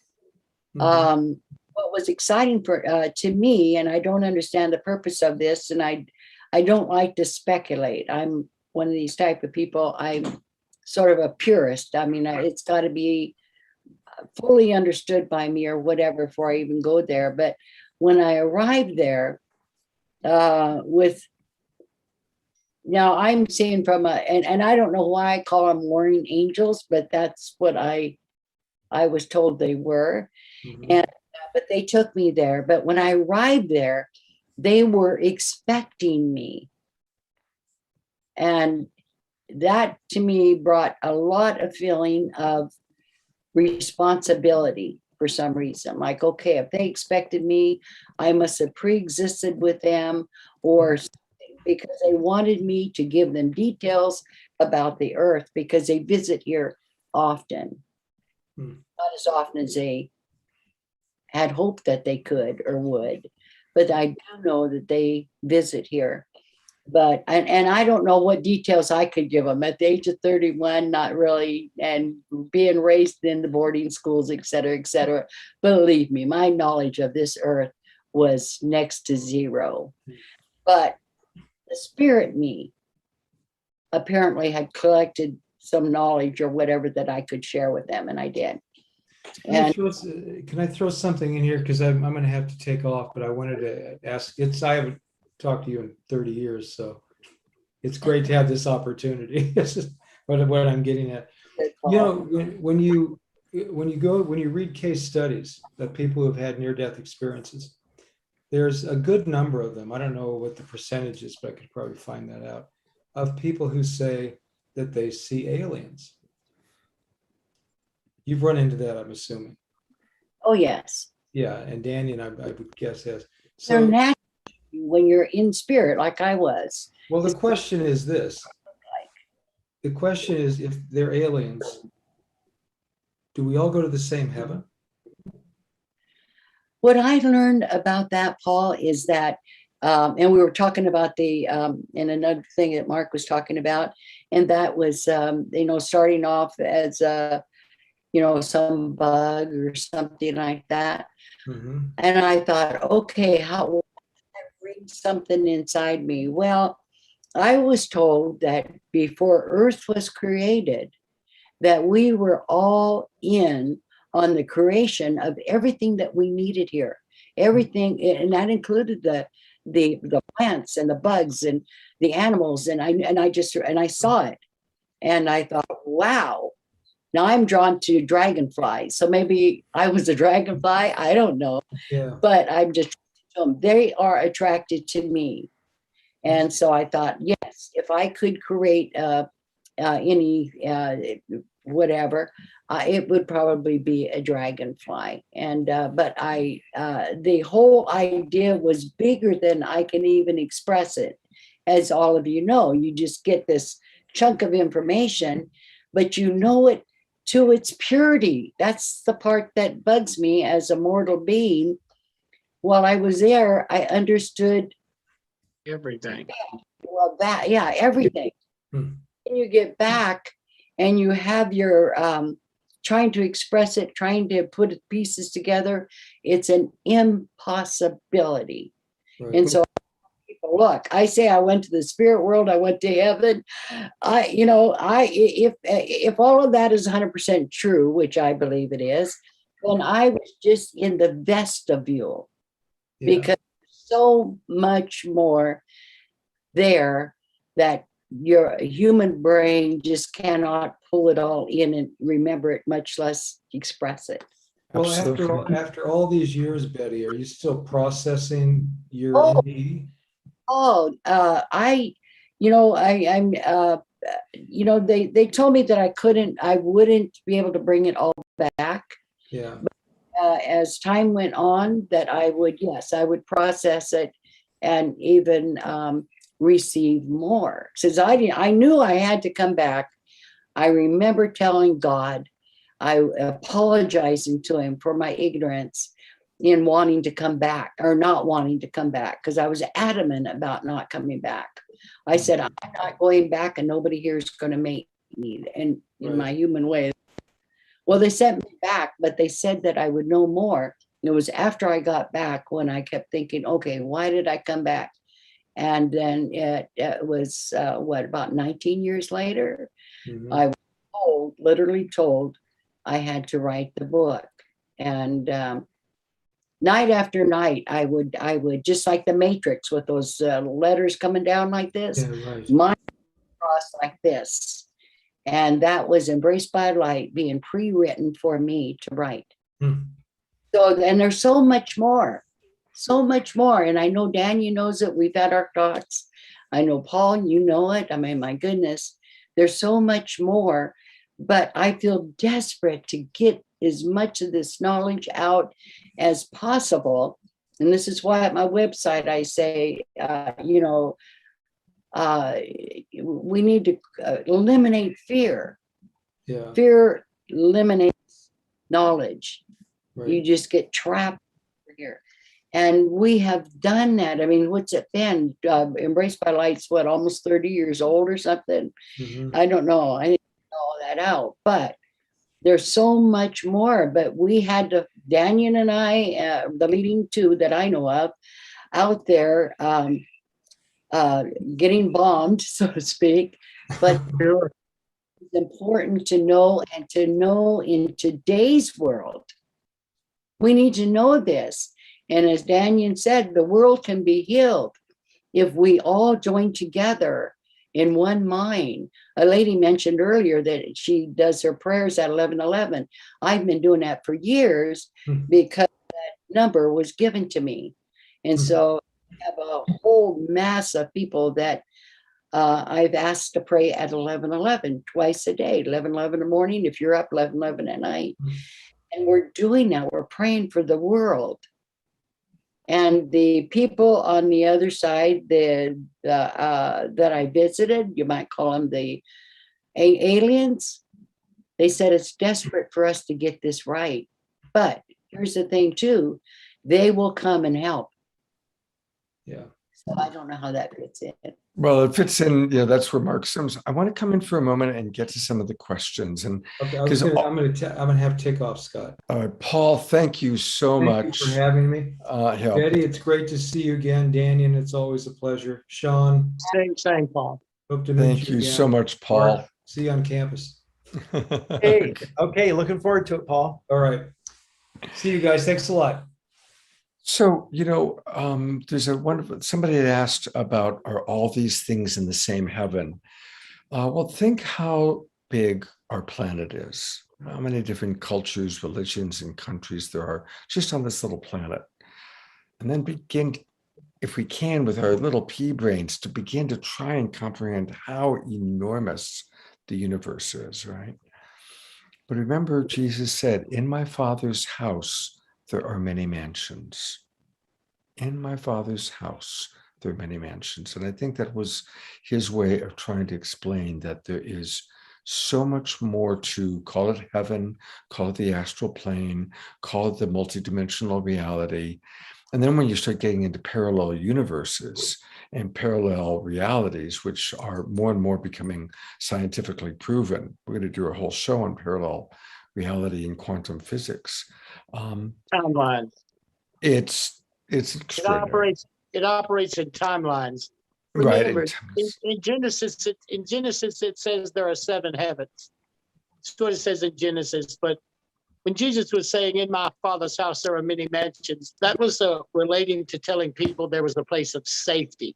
And if they had followed the pattern, love thy neighbor as thyself, and do unto others as you would have others do unto you, then there was a place set aside for you. So once again, it's my theory of the purpose of life is practicing being a God. And as we practice being a God, trying our best, knowing that we can be helpless and knowing that we can be lonely, and still practicing being a God, this is that force that, as Betty was describing the aliens, I never had a contact with extraterrestrial beings during the near-death experiences, none of them. But I had interaction with interdimensional beings. But after the first near-death experience, the struck by lightning, which was a death experience, not a near-death experience, I would travel through, but this went on for months. I would travel through these levels of consciousness, and I would pass into this, and I never knew what they were. They were called insectoids. They didn't look like praying mantises to me, but I would pass through their world, their level, or their interdimensional reality. Sometimes they would notice me and stop what they were doing and pay attention, but mostly they didn't even stop to pay attention as I passed through their world. This last time, Scott, this last time was 3 years ago that they had to, I went into heart failure. Right. And they went in there, and when I came out of that surgery, after, I always tell people, never want to know everything. And Betty and I know this. You can never explain it, but never want to know anything, because once you grasp the mechanism of your ability to let go of this human existence and to be able to connect to all things cosmically, and to know that you're capable of doing that and experiencing, and then coming back into this realm. That's a little more than anybody deserves, and maybe I shouldn't have had it, but I've had it. But these beings, these insectoid beings, they were dressed. I mean, I paid attention to how they look more like with robes and these trinkets, like this armor. And I always laughed and thought they just got dressed up for me, because here I am again. But this experience means that we are moving more aware of dimensional reality as well as extraterrestrial reality. And I think there's a blend of what we think are physical beings. I think there's a blend in there. But listening to Betty and knowing that we are now we're not afraid of dying, and we're getting more and less afraid because of the near-death experience, and that we have extraterrestrials, and just what he was just saying, visitation, and them becoming to interact with us because they see what is happening. I think that it's a pretty exciting time to be alive, and I wouldn't have missed it for anything. Well, we're glad you're with us. Diane is giving a big thing. Okay, please let me read some of the questions, because there's so many here. I'm going to read several of the questions that have come in, and I just want to ask everybody to kind of share a question from Mark. How would you distinguish between extraterrestrials and interdimensionals? So there's one good one. Another one from Mark. What's the name of, well, it's Tejbar is the name. After those 13 days, did you wish to see or speak with him again? Are you able to do that? Also, people are wanting to know what Tejbar looked like. What was his physical question? And also wondering if Mark's doing live events in Ojai at any time. So those are for you, Mark. You can think about those. A couple of others that have come in general. So this would be for Dannion or for Betty. Here, I'll kind of put myself on the spotlight while I'm reading these. A great question from Umesh Dudane. Why is it that our individual life purpose is not as clear to most people? It seems like it only is mostly revealed to people who have had a near-death experience. That's a very good question. Did any of you, during your near-death experience, did any of you receive indicators about the present pandemic? I know that Dannion did. And then finally, George Noble, one of our regulars, writes, Dannion, what do you think we can or should do to help along the transformation of our medicine away from allopathy and into the many alternatives and preventative modalities of healing? So there's some questions for everybody to think about. One last one, actually, from Dr. Laura. Please ask Dannion what supplements, minerals, and herbs he takes personally. So there's kind of where we're going to go with the next round of questions. I'll go to Mark first, and then we'll go back to Dannion and Betty. Okay, the first question I'll take on is what did Tejbar look like? So Tejbar came to me in 2012 in my hotel room while I was attending a 6-day retreat led by Dr. Stephen Greer. And this happened hours after seeing a craft that materialized out of thin air. And so later that night, after seeing this craft and now knowing for sure that extraterrestrials are real, I decided to try to summon one using this meditative protocol. And what I saw was something that looked a bit like this. So this is the first pencil sketch illustration of what it was that was standing at the end of my bed. I later drew a version of this very same picture on a computer program. I'm a fairly decent artist, and so this was something I spent quite a bit of time illustrating. And this captures a lot better what I was looking at standing at the end of my bed. So what is clear here is that this is a non-physical being. It's transparent because I can see the curtains in the window behind him. He was scintillating, so he appeared to me to be a being made of light or of energy, but it still had form of a humanoid figure with eyes and appendages and a very thin body. And you'll note the pointy head, which was very, very noticeable, something I really paid attention to, or I should say something I really clearly remember.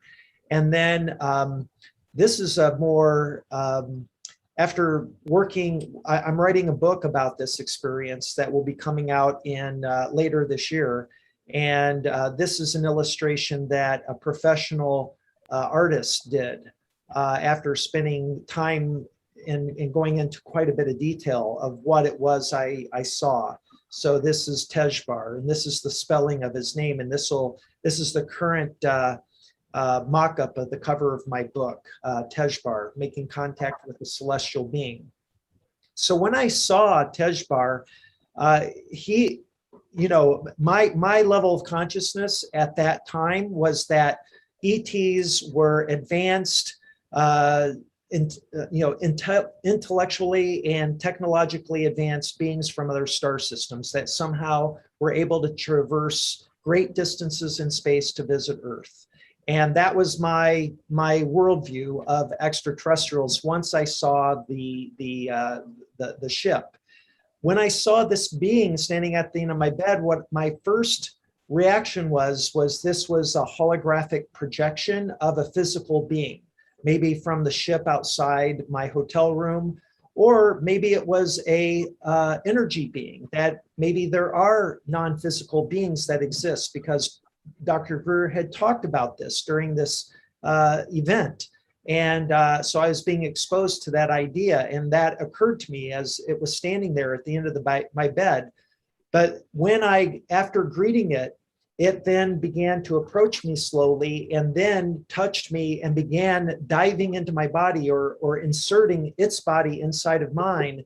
And I sat there, controlled my fear, and allowed him to enter my body completely. And it was the state of what he called communion, that this 13-day period that I was in, the state of communion, was the state of consciousness that I was in, or union that I was with this being. And we communicated primarily initially with telepathy, and then later through downloads and more experiential learning modes that I write about in the book, where I was taken out of my body, I was regressed, I experienced the death of 2 previous lifetimes. And that's very convincing to an atheist, to be taken out of your body and to realize you're much more than your physical body, and that when you're being told by a celestial being that reincarnation is the modus operandi of the soul and its conscious evolution for spiritual development, it's very convincing. And so I became a believer. I had this wake-up call.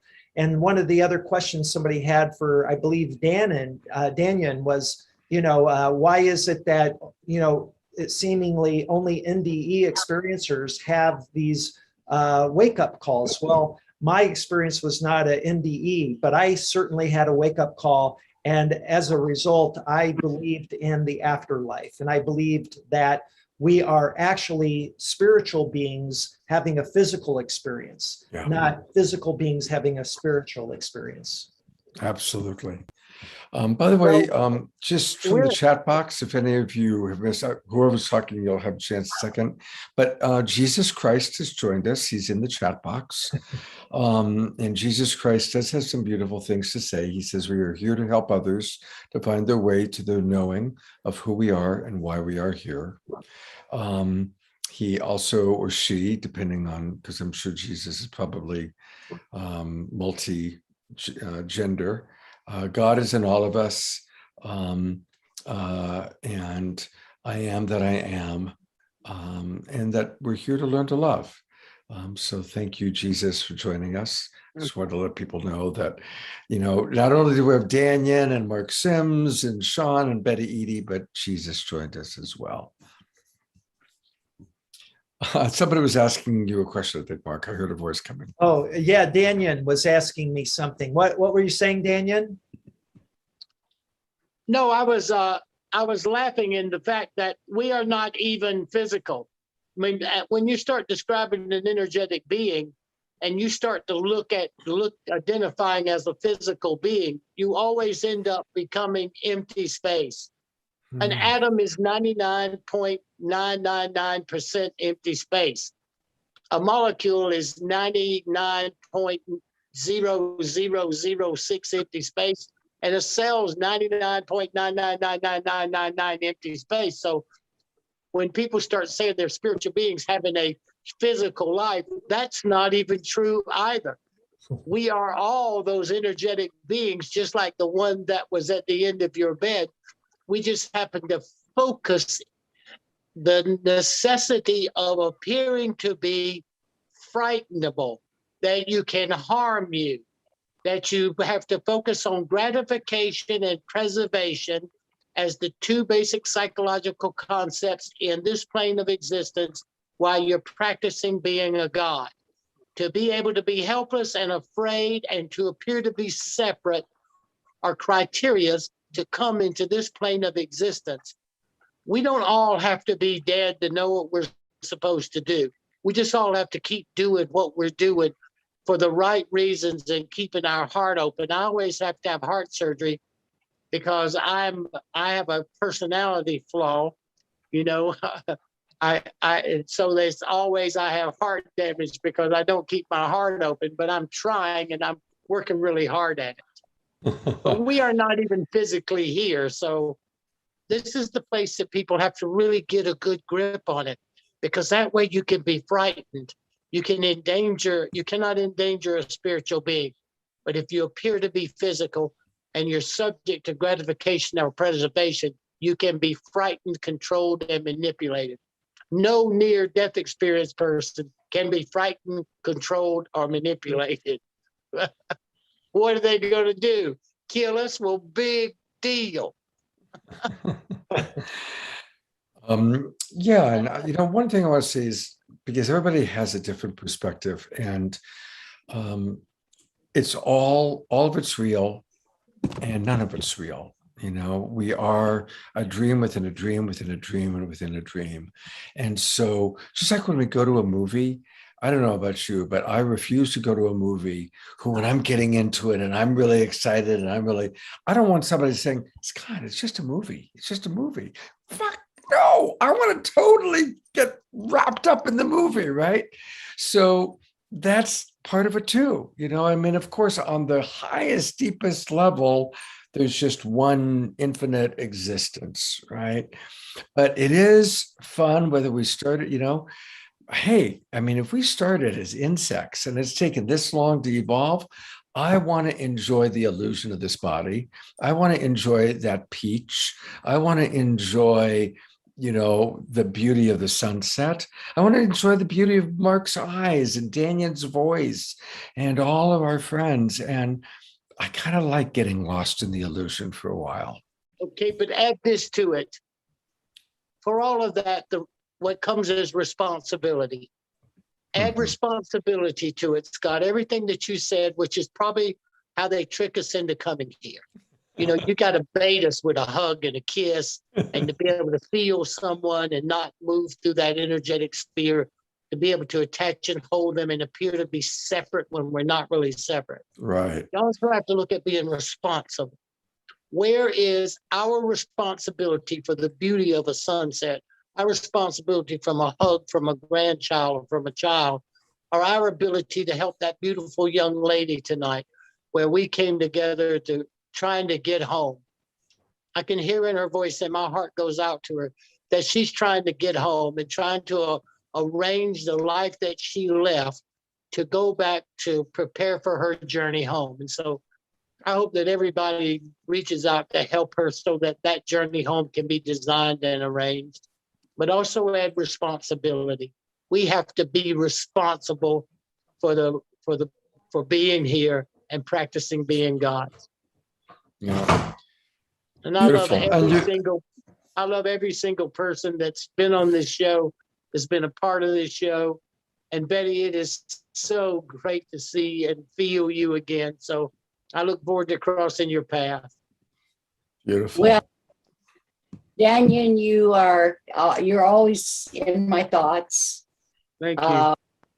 We've had some very pleasurable times together, and we've had tough times. You know, you with your book, me with mine, and our messages are equally important because we're you know, they might split some way, but you know what? I was even told that would happen because different people need to hear it in a different way.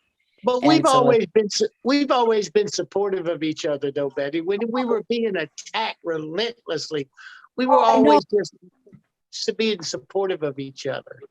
We are absolutely supportive of each other, and I appreciated your support, and I know that you appreciated mine too. But we're going to go forward, and we're going to continue doing, and I will continue with what I do until my dying breath, because I have no fear of death, just like you don't have fear of death. But I want to help other people to recognize that life is such a beautiful gift. Yes, a gift. But it's a learning thing too, because we're only going to take our knowledge with us. No diamond rings, no studded anything. All you're going to take is what you have processed and made a part of you. I used to always say, Betty, I've never seen a U-Haul on the back of a hearse. No, nor have I.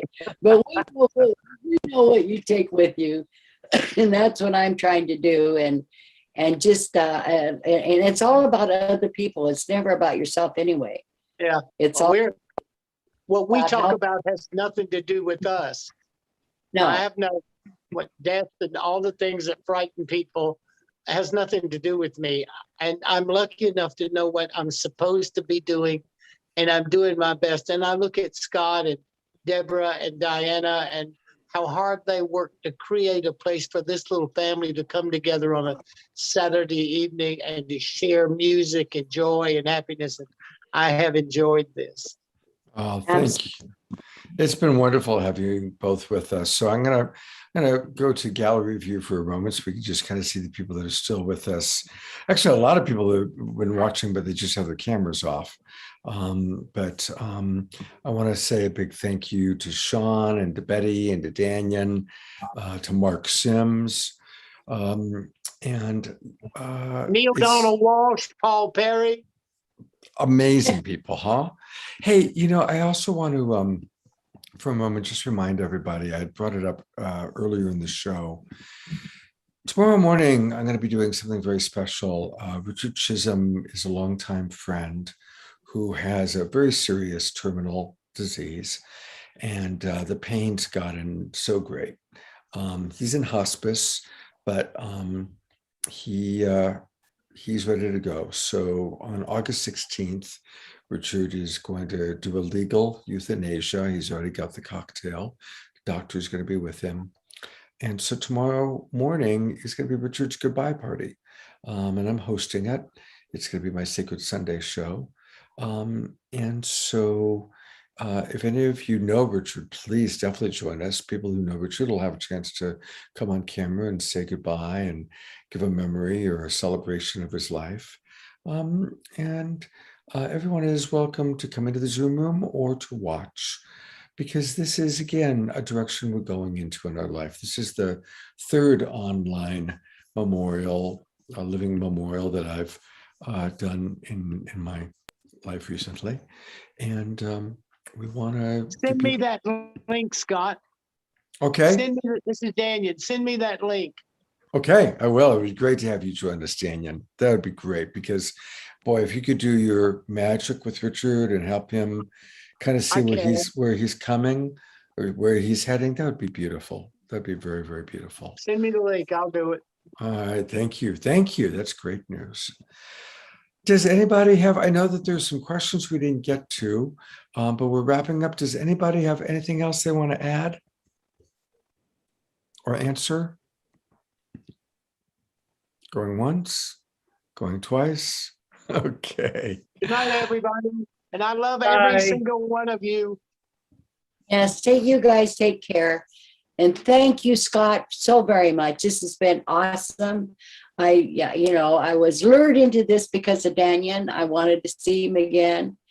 And Paul Perry, and of course, Raymond Moody. That was a wonderful video of him. And oh my gosh, meeting all these new people and, too many to mention. It's been awesome. So thank you again for doing this. It's wonderful to have you. Good to meet you, Betty. I've seen you at the Whole Life Expo, but it's nice to meet you this way. And remember, everybody, definitely go to makingcontact.com. Go to makingcontact.com. That's going to be an incredible series of events that Mark has put together, and we're going to get a chance to really kind of see the future, the way that we're going to be doing some of the things. And hopefully we're going to also have live in-person retreats and gatherings. But it's wonderful for us to gather this way. And I hope that all of you can join tomorrow morning for my Sacred Sunday show. That's at 10 o'clock in the morning. And thank you, Mark. Thank you, Sean. Sean, you didn't get much of a chance to speak, but I'm sure grateful to have you with us, and great to have you with us. And look, Kaishi's back. Kaishi, I loved your dance. It was so exquisite. Absolutely one of the highlights of tonight. Yeah. Good night.